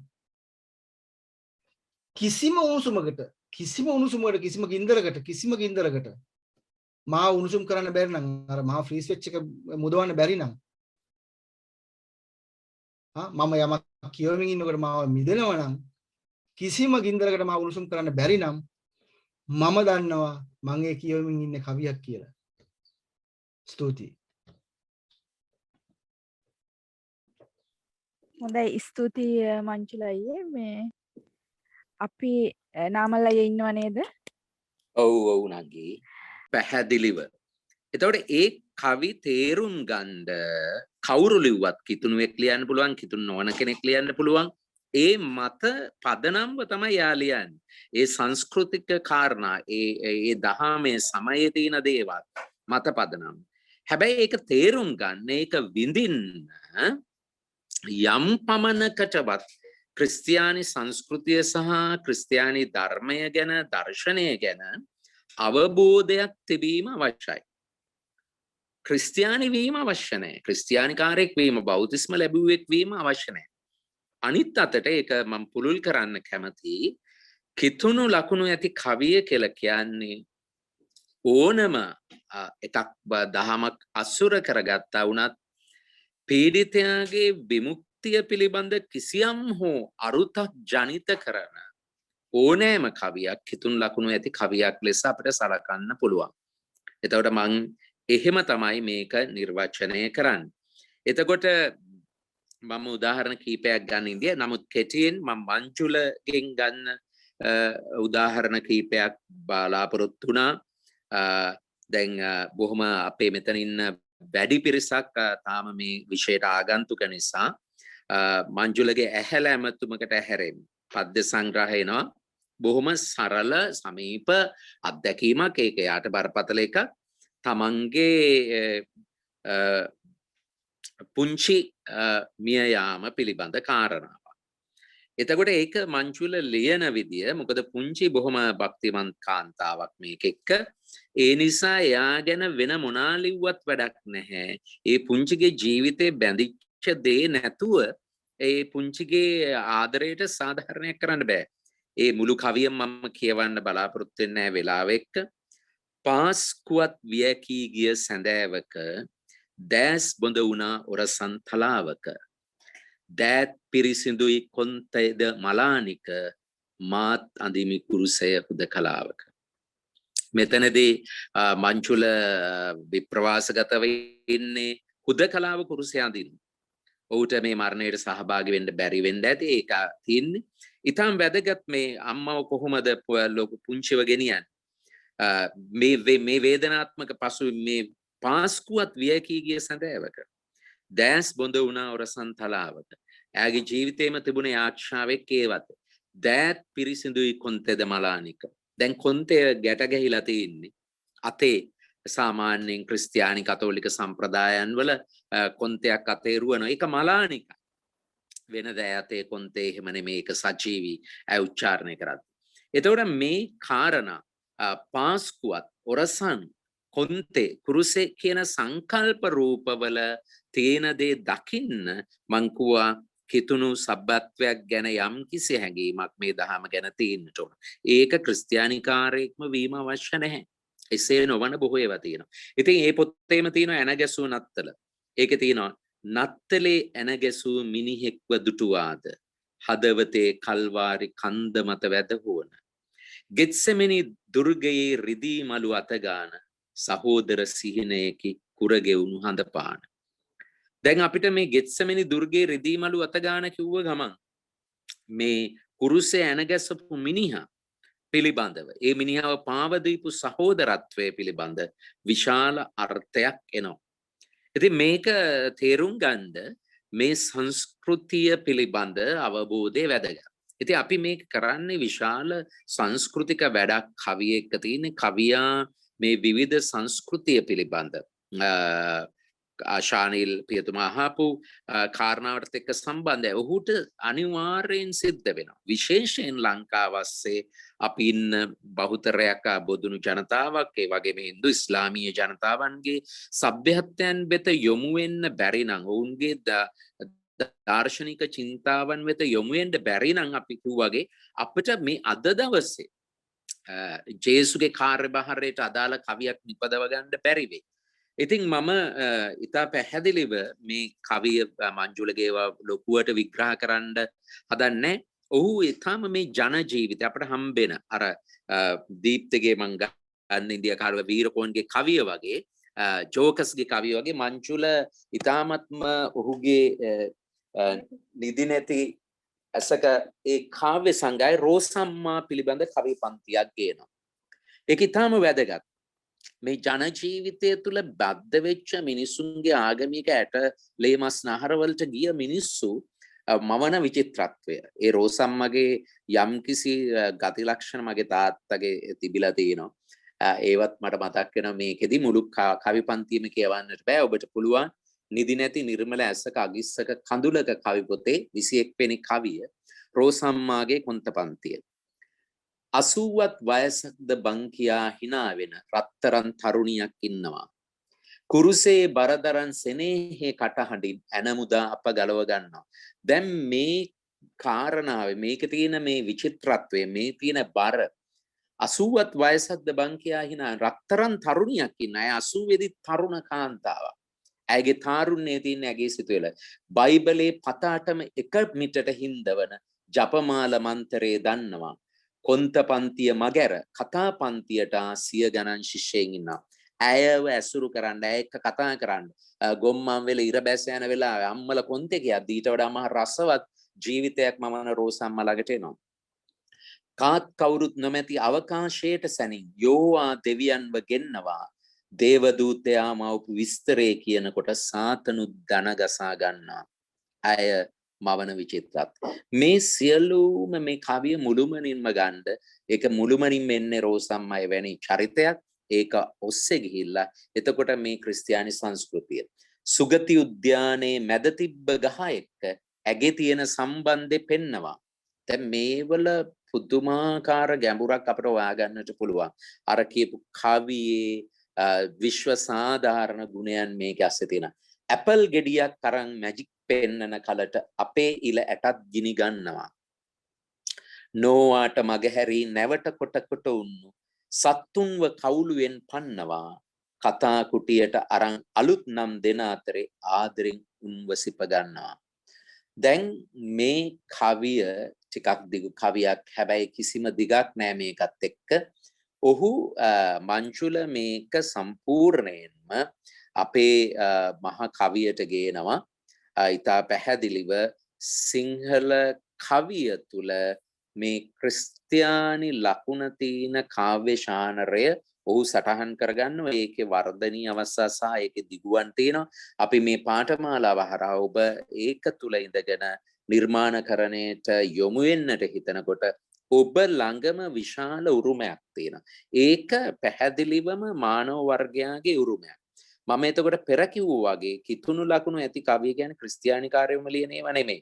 මම ඒකට පුංචි උදාහරණ දෙකක් ගන්න බලාපොරොත්තු වෙනවා. ක්‍රිස්තියානි ධර්මයේ පළවෙනි උරුමයක් ක්‍රිස්තියානිකාරීන්ටවත් සභාවන් වලටවත් නැහැ. ඒකේ පේටන්ට් බලපත්‍ර කිසිම සභාවකට තියෙන එකක් නෙමෙයි. ක්‍රිස්තියානිය ඇවිල්ලා පොදු මනුෂ්‍යයාගේ අධ්‍යාත්මික උරුමයක්. මහා ධන නිධානයක්. ඒ තුල ඉඳගෙන මම ගන්න බලාපොරොත්තු වෙනවා මංජුල ගත්තට එතනින් එහාට ගිහිල්ලා බොදුනු සම්භවයක් තියෙන කවියන් දෙදෙනෙක්ගේ කවියක්. එකක් තමයි අපේ චූලානන්ද සමරනායක දැහැමිද මේ දිවයින කවි පොතේ පළවෙනි කවිය. මෙන්න මේ වගේ.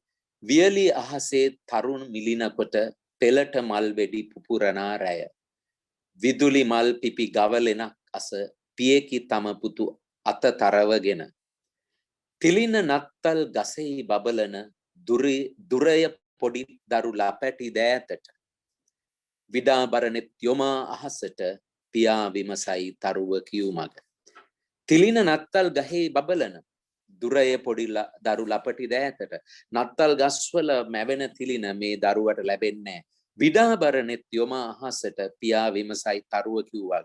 මේ පීඩිත දරුවගේ ජීවිතේ ඒ තෑග්ගක් නැති මේ දේ නැති මේ පීඩිත භාවය. පියා අහසට ඇස් දිගු කරලා හොයනවා ඒ තරුව කියපු විමුක්තියේ මාර්ගය. කුමරුවන්ගේ තුරංග තරඟක කලහෙන් ඇලලේය පුරවර මග දෙපස දියෙන් රණවිරු බැඳේ රැකවල් පවුරු තිරසර. දැන් ඔබ ලාංකේය සමාජයේ ගෙවුණු අවුරුදු කීපය තුල සිටපු කෙනෙක් නම් මේ නත්තල් සමයේ සිදුවීමක් ගේන කුමරුවන්ගේ තුරංග තරඟක කලහයෙන් ඇලලේය පුරවර කාට හරි මතක් වෙනවා නම් මේ තින්නේ නත්තල් සමයේ ගාලුමෝදර සහ කොළඹ නගරයේ වහලා කාර් රේස් පදින රජ පුතුණුවන්ගේ කතාව. ඒ නත්තල් සමයක මේක වෙන්නේ. මග දෙපස දහදියෙන් රණවිරු බැඳේ රැකවල් පවුරු තිරසර. මේ රේස් පදින්ද රණවිරු ලෙස වර්ණිත මිනිස්සු වැලිකොට්ට පුරවමින් බංකර් හදනවා. බිලිඳු සුරත්තක රැඳුණු ගිගිරද අහිමි වෙන අසිරිමත් සමයක කරගසා නිහඬවම කුරුසය කන්ද නගිනා පිරිස නොපෙනේද. මෙවැනි මේ දේවල් සිද්ධ වෙන අතරතුර කුරුස කන්ද නගින පීඩිත ජනයා බිලිඳු සුරත්තක රැඳුණු ගිගිරද බිලින්දෙක්ට සෙල්ලම් කරන්න යත් එක්ක ගිගිරක් කරන් දෙන්න බැරි මිනිස්සු අහිමි වන අසිරිමත් සමයක මේක අසිරිමත් සමයක් එවන්නක් පවා අරන් දෙන්න බෑ. පුරවමින් රැය මිහිරි නදකින සීනු නද දෙව් මැදුරේ නැගුණද ජීවිතේ එන ගැසූ දෙරණක අඳය බිහිරිය ගොල්ලිය නත්තල. මේක ලියන්නේ බොදුනු සම්භවයක් තියෙන චූලානන්ද සමරනායක. එතකොට මේක කිතුණු ලකුණ තිබෙන කවියක්. ඒක කියවගන්නේ සංකල්ප රූප නත්තලේ තියෙන. මා ඊ타මත්ම පැරණි කවියක් ගන්නට කැමති. ඊට පස්සේ ඔබ එක්ක අපේ තවත් ප්‍රවීණ කිවියෙක් නන්දන වීරසිංහ. නන්දන වීරසිංහගේ පළවෙනි කවි පොත 1984 පළවෙනි ගින්ගඟේ විලාපය. නන්දන මේ හිනිදුම්පත්ව ගින්ගඟ ගලා බහින්නේ. හිනිදුම කිව්වම ගොඩක් කිතුණුවන්ට මතක් වෙන හිනිදුම කල්වාරි පුදබිම. නන්දන වීරසිංහ කවියා මේ හිනිදුම්පත්වේ මිනිහෙක් ලෙස මේ කල්වාරි පුදබිම සමීප තැනක්. මට මතක් වෙනවා මේ හිනිදුම සුනිල් සෙනවි ලිව්වා කොලම් එකක් මට මතක විදියට අල්ක කෙමිස් රංගරාවට කල්වාරිය කියලා. ඔහු බොදුනු සම්භාවයක් තියෙන කෙනෙක්. මෙන්න අර එරිග්ගේ කවිය මතු කළා වගේ මහා සිකුරාදා රාත්‍රියේ කල්වාරි කන්ද පාමුල දොවාගෙන ගලා යන ගින්ගඟේ සදා කාලයේ ස්වරය මේ රැයේ සිහින් ඉකිබිඳුමක්ය. කල්වාරි කඳු සිරස සොයා යන වටවංගු මාවතේ තැනින් තැන අඹා ඇති සුරුවම්ද කොපුල් තල තෙමාගෙන වැළපෙනා හඬ හිතට දැනෙන්නේ. අර කිව්වගේ ඇවිලීම මොකක් දැනීම මේ කවියේ තියෙනවා. තැනින් තැන අඹා ඇති සුරුවම්ද කොපුල් තල තෙමාගෙන සුරුවම්වලත් කොපුල් තල තෙමිලා මේ සෝචරි මේ අත්දැකේ නීල හිනිදුම් නිම්නයේ සීත දිය කඳුරු පෑරිලා උන්වහන්සේ සිහි වෙලා හඬ ලන්ලාම් වැසෙන්නේය. කොයිතරම් මේ ස්වභා ධර්මයේ ඒ තියෙන කල්වාරි පුදබිම තියෙන ස්වභා ධර්මයක අරගෙන ඔහු මේක ගොතනවා. හඬ නගා සත්‍යය පහදා දෙමින් ස්වාමි දරුවන් වැඩිය මම් පෙතේ උඩුවියන් බඳින්නන් පාවාඩ එලන්නන් නොවූයෙන් ජුදාවේ මිනි මල්වල සුවඳ පිසහමන පවන් රොද අවන් පටසේ සැලිනි. දල සඳින් බිඳී ආ මත එළිය කිරිශිකර පවා සමතලා කොට පෙර මගේ රිදී මද හස පෑය. වෛරයේ අත් දෙකින් පැලැන්දූ කටු කිරුල සිරස දැරු ස්වාමිනි ඔබ මෙන්ම උතුන් පුතුන් සම මලපුඩුවේ පෙනිපෙනී සත්‍යය හඬගා කියන රාවය සදා කාලයේ තැසෙනු ඇත. දැන් කවියා ගෙනල්ලා මේ ගේනවා ඒ ස්වාමින්ගේ හඬ සදා කාලයට රාවණන් වන පුතුන් දූවරුන් ඒ විමුක්තිය නාමයෙන් ਉਹ ගෙනල්ලා 84 වගේ ඈත කාලෙක 88 89ට පසුබිම් වෙන කිසියම් විදියක සමාජ ගර්භාෂයක් අස්සේ ඔහු ඒක ගෙනල්ලා ගේනවා. එතකොට ඔහු මේකේ තියෙන කිතුණු ලකුණක් තියෙනවා. මම මේක පැහැදිලිව කිව්වා. පීඩිතයයි ගැලවීම පිළිබඳ කවර සංස්කෘතියක කවර සබ්බත්වයක කවර ආගමික සංකල්ප රාමුවක් අස්සේ හෝ ලියවෙනකොට එයත් කිතුණු කවියක් බවට පරිවර්තනය වෙනවා. මා ඊටම කෙටියෙන් ඔබ මේ අධ්‍යයනයක නිරත වෙන නිසා මෙන්න මේ ලකුණ ගැන කතා කරායින් පස්සේ ඇත්තටම අගනුවර තරුණ කවි සමාජයේ සභාපති වෙලා ඉඳිය ක්‍රිස්තියානිය සහ විශේෂයෙන් සිංහල බෞද්ධ සංස්කෘතික අධිපතිත්වයේ තිබෙනා වූ මාධ්‍ය විසින් එකම කිතුණු කවියා බවට හෝ එහි සලකුණ බවට මර්සලින් ජයකොඩි පියතුමාව පත් කරනවා. මා පෞද්ගලිකව ඒ කාරණයට එකඟ වෙන්නේ ඒ ගැන වෙනම සාකච්ඡාවක් නුවන් ගොන්සාල්වෙස් පියතුමා ගැන කරපු සාකච්ඡාව එක්ක වෙන්න ඕන. ඒ අනාගතයේ විය යුතු දෙයක්. මම දකිනවා මර්සලින් ජයකොඩි පියතුමා උනත් මංජුල මේ අලුත් කවීන් එක්ක බැලුවම ගොඩක් ඈතින් ඉන්නේ මේ නූතන සමකාලීන සමාජය තුළ කිතුණු ලකුණු ඇති කවි භාෂාවක්. මම ඒකට කියන්න කැමති කිතුණු ලකුණු ඇති නූතන සිංහල කවි බසක් නිර්මාණය කිරීම සම්බන්ධයෙන් ගත්තම ජයකොඩි පියතුමාට එහා ගිය අය ඉන්නවා. හැබැයි අවාසනාවට අර කිව්ව කිතුණු ලේඛකයෝ කිතුණු සම්ප්‍රදාය තුළ මේ කෙනෙක්වත් එහෙම වෙන්නේ නැහැ. ඒක හොඳයි එසේ ලේබල් නොවනේ. මම පුංචි දෙයක් කියන්න කැමතියි. මෙතන පූජක පැවදියාත් ඉන්න නිසා අපිට එවැනි ගිහි නැත්තම් අය හිටියත් පැවදිවරු පූජකයෝ හරි අල්පයි. සිරිමල් ජයලත් ප්‍රනාන්දු ඇංගලිකානු පූජකතුමා යම් කවියක් දෙකක් අපි දකිනවා. මැක්සිමස් රුද්‍රික පුල්ලේ කතෝලික පියතුමා. නමුත් ඒ අරුණම ඔවුන් මේ දහරාවේ නෑ, මේ අභ්‍යාසයේ නෑ. ඔවුන් තුල මේ කිතුණු ලකුණු ඇති නූතන කවිබසක් නෑ. ඔවුන් පැවිදිවරු ලෙස ඒ ගැන ලියනවා.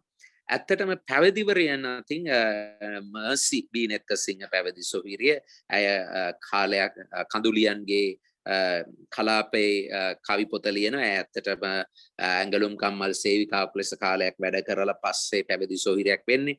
ඇය ගිනිසීරියා මල් කියන කාව්‍ය සංග්‍රහය යම් පමණකට මේ ලකුණ තිබෙන කවියක් තියෙනවා. අපට ලදරුවෙක් උපන්නේ බයිබලයේ තියෙන එක අරගෙන ඇය මෙහෙම කියනවා. දායාද මදි නිසා ලොකු අක්ක සටනට වන් කල දික්කසාදයට අත්සන් තබන්නයි අවි අමෝරාගත් සැවම අතහැර විලිරුදාවෙන් පෙළෙන ඇය සමග සංගණනයක් නැති වූ නමුත් දුක් විඳ හදාගත් ගේ දොර හැරපියා පැමිණියෙමි. ඈ කුළුඳුල් පුත්‍රයා ප්‍රසූතකට ආණ්ඩුවේ ස්පිරිතාලෙන් කුලී නිවහන වෙත ආවාය. මේ කතාව මම විග්‍රහ කරන්න යන්නේ. ඒ පැවිදි ස්ත්‍රිය මේක සඳහා ගේනවා. මා කියන්න කැමති දැනුවත්ව සහ නිරුත්සාහයිව මේ කිතුණු ලකුණු ඇති කවි බස සිංහල කවි බස පෝෂණය කරන්නේ තරංගී ඇගේ ප්‍රථම හා දැනට එකම කාව්‍ය සංග්‍රහය. නමුත් ඉදිරියට අපි බලාපොරොත්තු වෙනවා ඇය කවියත් නොහැරිය යුතුයි කියලා. ඒ උදාහරණ කීපයක් මංජුල ගත්තු නිසා මම මෙතනදී කතා කරන්නට බලාපොරොත්තු වෙන්නේ. මට කියන්න ඕන කරන කරුණු 3ක් කෙටියෙන් දක්වලා සංවාදයට ඉඩ දෙන්න මම කැමතියි. පළවෙනි එක තමයි මම කියන්න උත්සාහ කරන්නේ ලෝක කාව්‍ය සාහිත්‍යය තුල කිතුණු ලකුණ කියන්නේ සුවිසල් එකක්. ඒන් තොර ලෝක කාව්‍ය සාහිත්‍යයක් නැහැ. ලෝක කාව්‍ය සාහිත්‍යයේ විශාල පදාසයක් අයිති වෙන්නේ කිතුණු ලකුණු ඇති කවියවල මහා කාව්‍යයන් තියෙනවා. ඒ ගැන කතා බොහොම අඩුයි. අපි මේ සාකච්ඡාව ආරම්භ කරනකොට විශේෂයෙන් ලංකාවේ කැලණිය සරසවිය තමයි යම් කිසි දෙයක ක්‍රිස්තියානි සාහිත්‍ය ගැන ඒව තියෙන අතිශය පැරණි තැන්වල සමහර විට ඒකේ සහෘදය ඉන්න පුළුවන්. නමුත් ඒවා කිසිසේත්ම පශ්චාත් නූතන සමයකට ඇවිත් නැහැ. ඒවලට මේ කියන කාරණා වස්තු විශේෂ වෙන්නේ. නමුත් ඔබට පුළුවන් මෙහි ඉන්න මේවා පරේක්ෂණයන් බවට පරිවර්තනය කරන්න. ඉතින් මං ඉල්ලන්න කැමති භාෂාව තියෙන අය ඉන්නවා. ජාත්‍යන්තර ලෝකයේ තුල විශේෂයෙන් පීඩිත අරගල කළු ජාතිකින්ගේ අරගලයන් තුල එවැනි ලියවෙන බොහෝ කවි මේ ලකුණ තියෙනවා. අපිට පුළුවන් නම් ජීසස් ටුඩේ වෙබ් අඩවිය තියෙන ඔබ පරිවර්තනය කරන ඒවා එවන්න පුළුවන්. මම මෑතක බ්‍රසීලියානු රාදගුරු කස්ටර්ලීගාගේ ඉතාම කුඩා සංක්ෂිප්ත කවියක් ඒ වෙබ්සයිට් එකේ දැම්මා. මරියාගේ ගර්භාෂයේ දෙවිදානෝ මිනිසත් බව ගත්තේ සේක. වචනෙත් මමාංශගත වුණේ. ජුසේගේ වඩු මඩුවේ දෙවිදානෝ පීඩිත පාන්තිකයෙකු වූයේ. මෙයත් ඉතාම සංක්ෂිප්ත කවියක්. එතකොට ලෝපුරා 100 ගණන් ගීතාවලි ලියවෙනවා. ලෝකේ කවි එකතු කරන අතර උතුරේත් මේ දහරාවෙන් ලියවෙන කවි එකතු කළ යුතුයි කියන එක තියෙනවා. දැන් ඇබෝජින් කළු කවියෙක් ජැක් ඩේවිස් කවියක් ලියනු ලබනවා. ඒක මං හිතන්නේ තිබෙනවා පරාක්‍රම කොඩිතුවක්කු කවියා පරිවර්තනය කරපු නිල් රෝස රතු රෝස පොතේ. මට දෙන්න මගේ නම කළු පීඩිත හදවත දෙවියන් වහන්ස උන් මගේ අතීතය වල දමා හවරයි. උන්ගේ සුදු නීති මහත්තුරු සොරාගති මගේ නම. උන් දන්නවා මගේ අම්ම කළුවේ කියක්. ඒ නිසා ඇගෙන් මාව උදුරා එලවගත්තේ. බොරු කරදාසියක් ලියා බොරු නමකින් බොරු හංවඩුවක් ගැසුවේ. සුදු හූරෝ මගේ නියම නම මට දෙන්න. මේ අනන්‍යතාවේ අහිමි කරන මිනිස්සු තුල අනන්‍යතාවේ සොයන යම් කවියක් ඒ ඉවර කරන්නේ හිමයි දෙවියන්ගේ නාමයෙන් කරුණා කර මට දෙනු මගේ නම ගම වාසගම්. අපි දන්නවා ඇඩ්‍රස් නැති විශාල ද්‍රවිඩ වතුකම්කරු පිරිසක් ඉන්නවා ලක්ෂ ගාණක් ලංකාවේ. ඔවුන්ගේ කවියක් තියෙන. ඔවුන්ගේ කිතුණු හඩකින් ඇහෙන දෙයක් තියෙනවා. මේව සොයන්නට ඕන. දෙවැනි කාරණය තමයි මංජුලේක යම් විදියක සලකනු කළා. මේ කවි බසට හයිකු වර්ගයේ එහෙම නැත්නම් කෙටි කවි ගැන අපේ අවධානය යොමු විය යුතුයි කියන එක මම කියන්න උත්සාහ කළා. ඒ කවි කීපයක්ම මම උපුටාගත්තු මංජුල කියපු නිසා මාලති කල්පනා ඇම්බ්‍රෝස්ගේ වැන්දබුව තැබුවාය සමාවෙන් උපුටාගත්තා අපි ඒ කවි දෙකක් මාලතීගේ.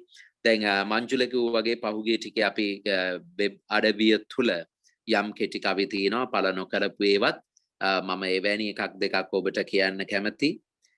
දෙව්මැදුරු පියස්සෙන් පළවා හැරිසියොත් කැල ඈත තුර මත කන්තාරුවක. තවත් පොඩි කෙටි කවියක්. වැන්දබුව තැබුවාය තම සිරුර උකසට දෙනු පිණිස 5000ක් දෙව්මැදුරු අරමුදලට. තොට මාලති ගෙනාපු කවි වගේම හරි ගිය වතාවේ මංජුල උපුටා ගත්තා සුනිල් විජේසිරිවර්ධනයන් දෙවියන් සිනහ ගස්වනු කැමතිද ඔබේ සැලසුම් පෙන්වන්න ඔහුට. එතකොට සුනිල් විජේසිරිවර්ධන එන්නේ ක්‍රිස්තියානි සම්භවයකින් නෙමෙයි. නමුත් මේ මහා පොදු අදහස් ඔහු අරගෙන පෙන්වනවා අප ඉදිරියේ එවැනි ගැඹුරක් දෙවියන්ගේ සලසුම් ගැන කියන නමුත් තමුන්ගේ සලසුම් වලට සියල්ල කරන මේ කිතුණු පූජක නායකත්වයේවත් විජේසිරිවර්ධනයන්ගේ කවිය තරම් හොඳට දෙවියන්ගේ සලසුම් සහ මිනිස් සලසුම් ගැන කියන්නේ නැහැ. තුන්වෙනි කාරණේ මට කියන්නට ඕන කරන්නේ කිතුන් ලකුණු ඇති කවි ගැන විචාරයන් රසවිඳීම් ලිවන්න. මෙවැනි අභ්‍යාසයන් අවශ්‍යයි. එවැනි කවි කීපයක් අපි එකතු කරන්නම් අද මංජුල දැක්වුවා. මම කියපු ඒවා අපි මේ අපේ දැන් තියෙනවා මෙතන අන්තර්ජාල මේ පාඨමාලාවට තියෙන අපේ අන්තර්ජාලය තුල අපි හදලා තියෙන එක ඒකට එකතු කරාම ඔබට පුළුවන් මේවා ලියන්න. මෙතන ඉන්න යම් විද්‍යාර්ථීන් ඉන්නවා නම් කිතුන් ලකුණු ඇති නූතන සිංහල කවි බස ගැන පරීක්ෂණ කරන්න පුළුවන්, ලියන්න පුළුවන්. මතක තියාගන්න හැබැයි කවි ඉපදෙන්නට ඕන ජීවිතෙන් කියලා කිව්වා. කිතුණු ලකුණු කවියක් මවන්න ඕන කියලා වචන හොයලා ගලප්පන එක නෙමෙයි. ඔබට කියන්න දෙයක් ඉඳද්දි ඔබේ සංස්කෘතිය, ඔබේ කම්පනය රෝසම් වගේ ඔබට හම්බෙන අය ගැන කියන්න වෙන දෙයක් නැහැ. එතකොට ඉබේම ඒ ලකුණ මතුවෙනවා. ඒ නිසා මේ ජනතාවගේ ජන ජීවිතයේ පීඩිත භාවය අත්දැකීම වෙත ඔබට ගිහිල්ලා ඔවුන්ගේ පීඩිත භාවය තුළ විමුක්තියක් සෙවීම පිළිබඳ කාරණයට ආවයින් පස්සේ ඇත්තටම ඔබට මේ ලකුණ එක්ක ගැළපෙන දෙයක් ලියන්න සිද්ධ වෙනවා. ඒක අවශ්‍ය වෙනවා. මොකද ඔබ ඉන්න පරිසරය තුළ සමහර දේවල් යන. එතනින් එහාට විවෘත වුණාම අපිට අනිකුත් පරිසරයන් එක්ක කතන්දර වලට යන්න පුළුවන්. මම නුවන් කියප එකකට පුංචි දෙයක් කියන්න කැමතියි. අපි අන්තිමට පළ කළ ගීතිවැසිය කියන අපේ ගීත කාව්‍ය සංග්‍රහයේදී ඔය නුවන් මතු කරපු එක යම් කිසි විදිහකින් මම මතු කරනු ලැබුවා. ජාකෝමි ගොන්සාල්වෙස් පියතුමා ගැන උත්කර්ෂයට නම් වන්නේ එක පැත්තකින් සභාව ඔහුගේ භාෂාත්මක කාරණා කාරණාව පිළිබඳ කවියෙක්ට අවශ්‍ය කිසිම විවාදයකින් තොරව අපි පිළිගත යුතුයි. නමුත් ඔහු ක්‍රිස්තියානි ඔහුගේ ලිවීම් ක්‍රිස්තියානියේ විමුක්ති හරය සමග කොයිතරම් තියෙනවද කියන එක දිහා බලවම අපට බොහෝ නොඑකඟතාවයන් තියෙනවා. ඒවා ඊටාම ඉපැරණි දේව ධර්මයක් එක තියෙන ඒ යුගයක. ඒ වගේම මිෂනාරි උවමනාවන් සමග ඒවා ගැට ගැහිලා තියෙනවා. ඒ නිසා ඒ උත්කෘෂ්ඨත්වයට නැංවීම අතීතයේ එක්තරා භූමිකාවක් වුන් කළා. එය ඉදිරියට ගෙන යාම මේ පරපුරන් වල වගකීම. ඒ නිසා ඒක ගැන විචාරාත්මක අවබෝධයක් තියෙන ගමන් අපි ඒක ඉදිරියට ගෙන යන්නට අවශ්‍යයි. අන්නේ ඒ සඳහායි අපේ කතිකාව වැදගත් වෙන්නේ, අපේ අධ්‍යයනය වැදගත් වෙන්නේ. ඒ කාරණාව අප වෙනම ගැඹුරින් සංවාද කරන්නට ඕනේ. සංවාද කිරීම හරි අත්‍යවශ්‍යයි. නුවන් කියපු දෙයක්. මොකද එතකොට තමයි අපිට සැබෑ කාරණාව මතු කරගන්න වෙන්නේ. මම මෙතනින් මගේ අදහස් දැක්වීම නවත්වනවා. අපේ සාකච්ඡාව පිරිමහ ගන්න අවශ්‍ය නිසා අපිට පුළුවන් තරු ඉස්සරහට සාකච්ඡාව ගෙනියන්න. ස්තුතියි නාමල් අයියේ. මේ මං හිතනවා අපි අර ගිය සතියේ පැවරුමක් පොඩි කවියක් සිතුවිල්ලක් ලියන්න දුන්නා. ඒ ගැන මේ මංජුලය පොඩ්ඩක් ලෑස්තිලා ඉන්න නිර්මාණ කිහිපයක් ගැන කෙටියෙන් අදහස් දක්වන්න. අපිට මංජුලය ඉන්නව නේද? ඔව් ඉන්නවා, මම තරු ඉන්නවා. අපිට නිර්මාණ ගැන පොඩි අදහසක් පළවෙනි දේ තමයි මම පළවෙනි දේ තමයි ඒ කියන්නේ කිසියම් මොකද මේක ටිකක් සංවිධිත වෙන්න ඕනේ හින්දා මේ සාකච්ඡාව සහ මේ ක්‍රියාවලිය යම් යම් දේවල් අපි අභ්‍යාස විදිහට කරන්නත් ඕනේ. මොකද පැවරුම් දීලා කවි ලියවන්න බෑ. ඇත්තට මේක නමුත් අපි අර ක්‍රියාවලියක ඉන්න හින්දා ඒකට පළවෙනි දේ එකට ප්‍රතිචාර දක්වන්න ඕනේ. බොහොම ආදරෙන් වැඩ ගන්න ඕනේ මේ ඒපෝ එක. අනිත් පුළුවන් නම් ඉතින් හැමෝම උත්සාහයෙන් ගන්න. කියන්නේ පළවෙනි දේ අර ගිය සතිය අපි කතා කළා අර හිස්කෝලයකින් හිස්කෝලයක් එඩිට් කරගන්න බෑ අපිට කියලා. ඒ කියන්නේ ඒක මොකද්ද සංස්කරණය කරන්න බෑ හිස්කෝලයක්. තියෙන දෙයක් අපිට පුළුවන් ඒකත් එක්ක ඔට්ටු වෙන්න අරගෙන කරන්න. ඒ හින්දා මූලිකවම මූලිකව මේ ලියපු අයට බොහොම ආදරණීය ස්තුතියක් පුද කරනවා. ඊට පස්සේ මම පටන් ගන්නම් තරු මට පොඩි වෙන එකක් තියෙනවා ඔය පැවරුමට එළියෙන් තියෙන එකක්. ඒක තමයි මේ තරු මම දන්නේ මේ කවුද මේ දරුවගේ නම කියලා. ඉතාලියේ තරු දන්නවද ඒ ළමයාගේ නම? ඔව් නෙතුගේද? නෙතුගේ කවියක් තියෙනවා අපූර්ව හදවත කියලා. ඒක මේ පැවරුමට අදාළ එකක් නේ. මම මේක පොඩ්ඩක් කියවන්නම්. ඒක ඇත්තටම ඒක පළවෙනි පැවරුමට අදාළව යොපු කවිය. ඒක තමයි මම දන්නේ ඇත්තටම මම දන්නේ. නමුත් මට කියන්න ඕනේ මේ මොකද්ද මේ ක්‍රියාවලියට අදාළ හින්දා මම ඒක පොඩ්ඩක් තරුවට පුළුවන් ඒක කියවන්න. නෑ අයියේ දැන් නෑ දැන් මන් ළඟ නැහැ. ඔව් වෙලාව කොහොමද දන්නේ අපිට නේ? ඔප් තව පොඩි වෙලාවක් තියෙනවා කෙටියෙන්. ඒකේ කෙටියෙන් ඒ කියන්නේ මම හිතන්නේ කුඩා අපේ සහෝදරයෙක්ගේ කාගේ හරි දරුවෙක් එයා කියනවා මේ ඒගොල්ලෝ එයා සිංහල කෙනෙක් ඉතාලියේ ජීවත් වෙන සහ මේ එයාගේ ඉතාලි මිත්‍රවරියක් ගැන තමයි කතාව යන්නේ. ඒකේ සංවාදය යන්නේ ඒ දෙන්නා එයා සම්බන්ධ කරන දෙන්න කම්පෙයාර් කරගන්නවා. මම මේ වගේ ඔයා මේ වගේ මම මේ වගේ ඔයා මේ වගේ. එයා සුදුයි මම කළුයි. එයාගේ භාෂාව ඉතාලි මගේ සිංහල. එහෙම තමයි මේ ඒ සාකච්ඡාව එයා ගොඩනගන්නේ. ඒ හැබැයි එයා කියනවා එකක් මොකද්ද? මේ එයා කියන අදහස මම මේ කියන අදහස ගොනු කරනවා එයා මොකද්ද? ජේසු අපි දෙන්නටම එක වගේ ආවේව දුන්නා. රතු පාට ලේගල් හදවතක් අපිට දුන්නා. අපි දෙන්නටම එක වගේ. ඉතින් මගේ දැන් ඒ දුන්න හදවතින් ජේසු දුන්න හදවතින් මම එයාට ආදරය කරනවා. මේ යාළුවා ගැන කියන්නේ එකට පන්තියේ ඉන්න. එයා වෙනස්. නමුත් අපි දෙන්නගේ ජේසු දුන්න හදවතින් අපි එයා ආදරය කරනවා. මම එයාට ආදරය කරනවා. එයා මට ආදරය කරනවා. අපි දෙන්නම හොඳම යාළුවෝ දැන්. ඒ ජේසු දුන්න හදවතට පුළුවන් වුණා අපි හොඳම යාළුවෝ කරන මේ වෙනස්කම් නොසලකමින්. මට කියන්න අවශ්‍යම ජේසු කියන අද දවසේ ජේසු කියන මේ ක්‍රියාවලිය තුළින්ම මම කලින් දවසෙත් කතා කරපු එක තමයි මම ජේසු පීඨය කියලා කියන්නේ අර ආදරේ ප්‍රකාශ කිරීමක් විදියට. ඒ හින්දා මේ කියන දේ හරියටම සම්බන්ධ වුණා මේ මම කියපු ප්‍රකාශයට. කියන්නේ ජේසු කියන්නේ ආදරය කියන එක පැත්තකින්. ඒක තමයි මේ කියන්නේ ජේසු කියන්නේ ආදරය කියන එක අල්ලගෙන තියෙනවා මෙයා. මේ පොඩි දැරිය ජේසු කියන්නේ ආදරය කියන එක අල්ලගෙන තියෙනවා. ඒක විශාල ගමනක් යන්න පියවරක් තමයි මේ විශාල පියවරක් තමයි මේ තියලා තියෙන්නේ. මේක කවියක් වෙන්නේ කොහොමද සහ ඒ කවියක් විදිහට අපි සංවාදනය කරගන්න ඕනේ කොහොමද? එයත් එක්ක අපි එක දිගට වැඩ කරනකොට එයාගේ අම්මා තාත්තා සහ එයාත් එක්ක හිතවත් අනිත් අය තරුලා වගේ මිත්‍රවරු ළඟ අය.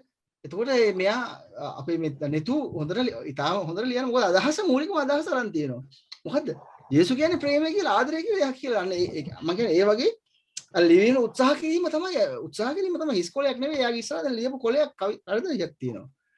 දැන් එතකොට මේ පැවරුම අපි පැවරුම විදිහට අපි ගත්තේ මොකද්ද මේ යේසු පෞකාර ස්ත්‍රිය ළඟ තියාගෙන ඉඳගෙන එයා යේසු මොනවද බිම ලිව්වේ කියන එක තමයි අපි ඉදා යෝජනා කළේ.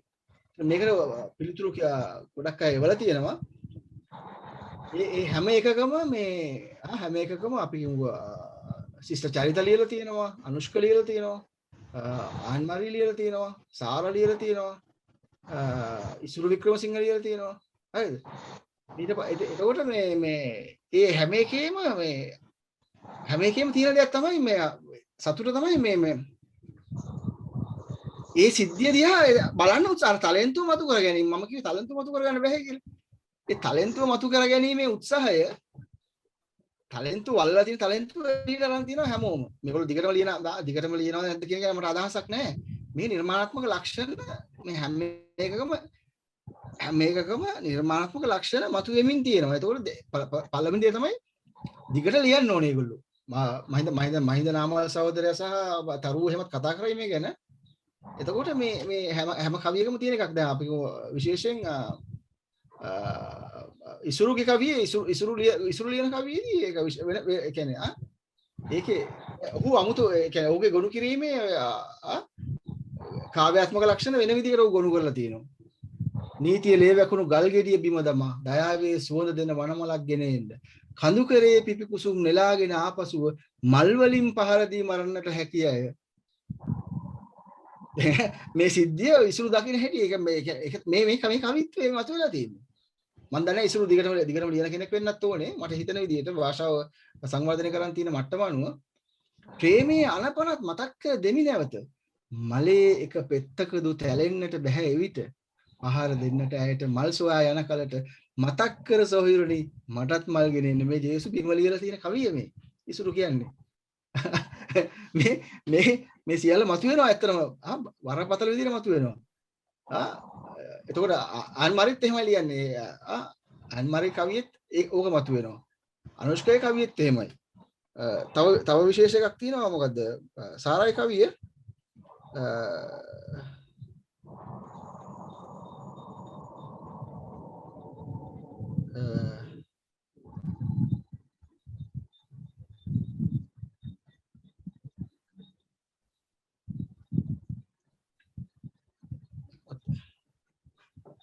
ඒකෙන්නේ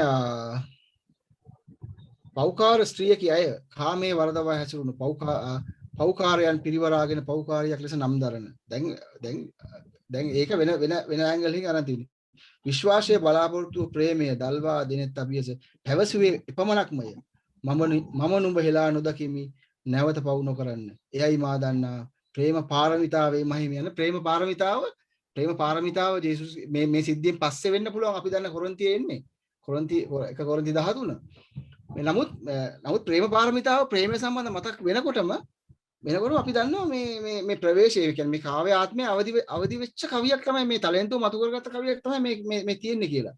මාරුතේ වර්ෂාව බලාපොරොත්තු කිසිත් නොමැතිව ප්‍රේමයේ ඇදහිල්ල තුල වරක් නොව දෙවරක්ම දූවිල්ලේ ඇඟිලි කරකා වුන් වහන්සේ සටහන් තබා ඇත පාපතරයන්ට සමාව දෙන්න. යේසු අර කුරුස ගහ මුදුනේ කියපු එක. හිතපු එක දිගින් දිගටම කියපු එක මේ කවියට ගෙනල්ලා තියෙන මේ දිගට යන කවියක්.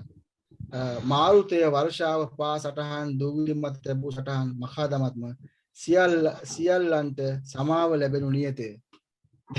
මේ විදිහට විශාල උත්සාහයෙන් ගත්ත අවස්ථාවල් දිගටම තියෙනවා මේ සිස්ටර් චරිතය කවිය උනත්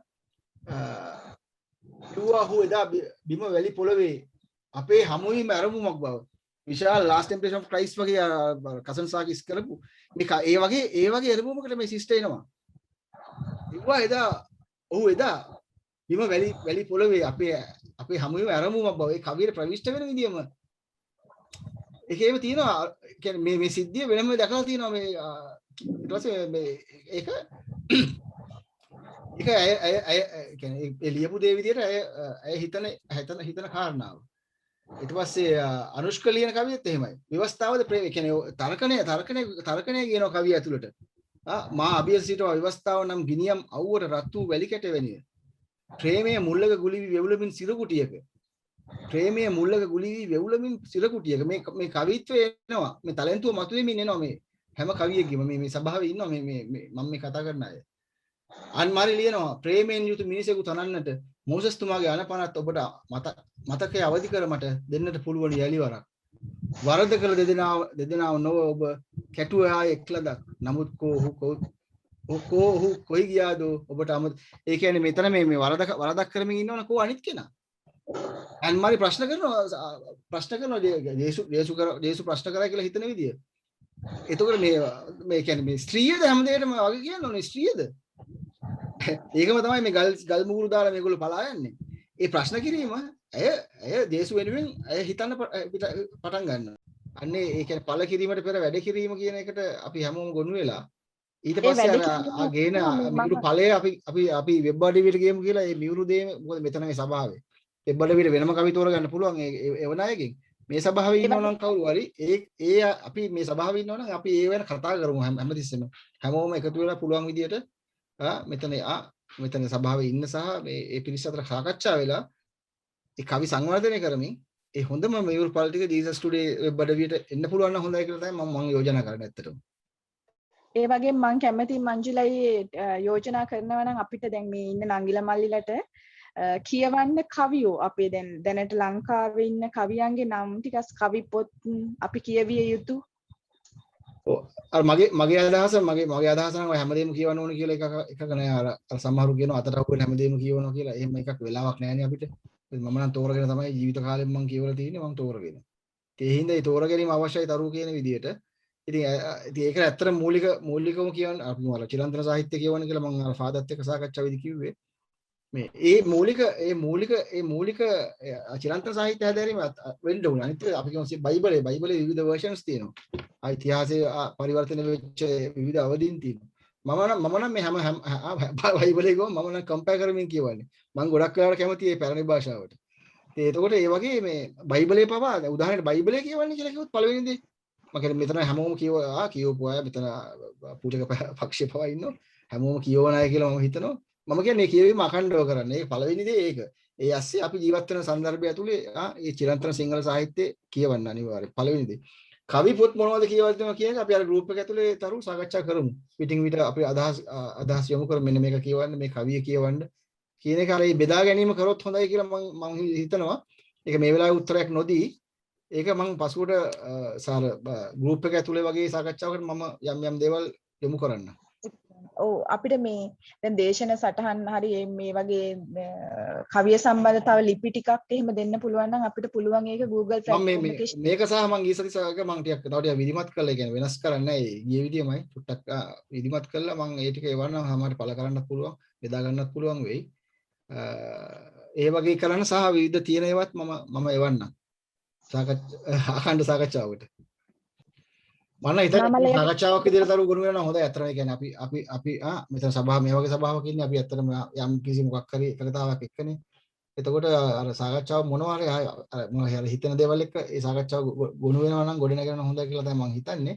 ඉතින් ඒකට මේ මම දන්නේ අනිත් මගේ අවස්ථා දෙකේම මට එහෙම සාකච්ඡාවකට එන්න මේ ඉතින් ඒක එනවනම් හොඳයි. මොකද ඒක මේ ඒකත් අත්‍යවශ්‍ය දෙයක් අපි සාකච්ඡා කර ගැනීම ඇත්තටම.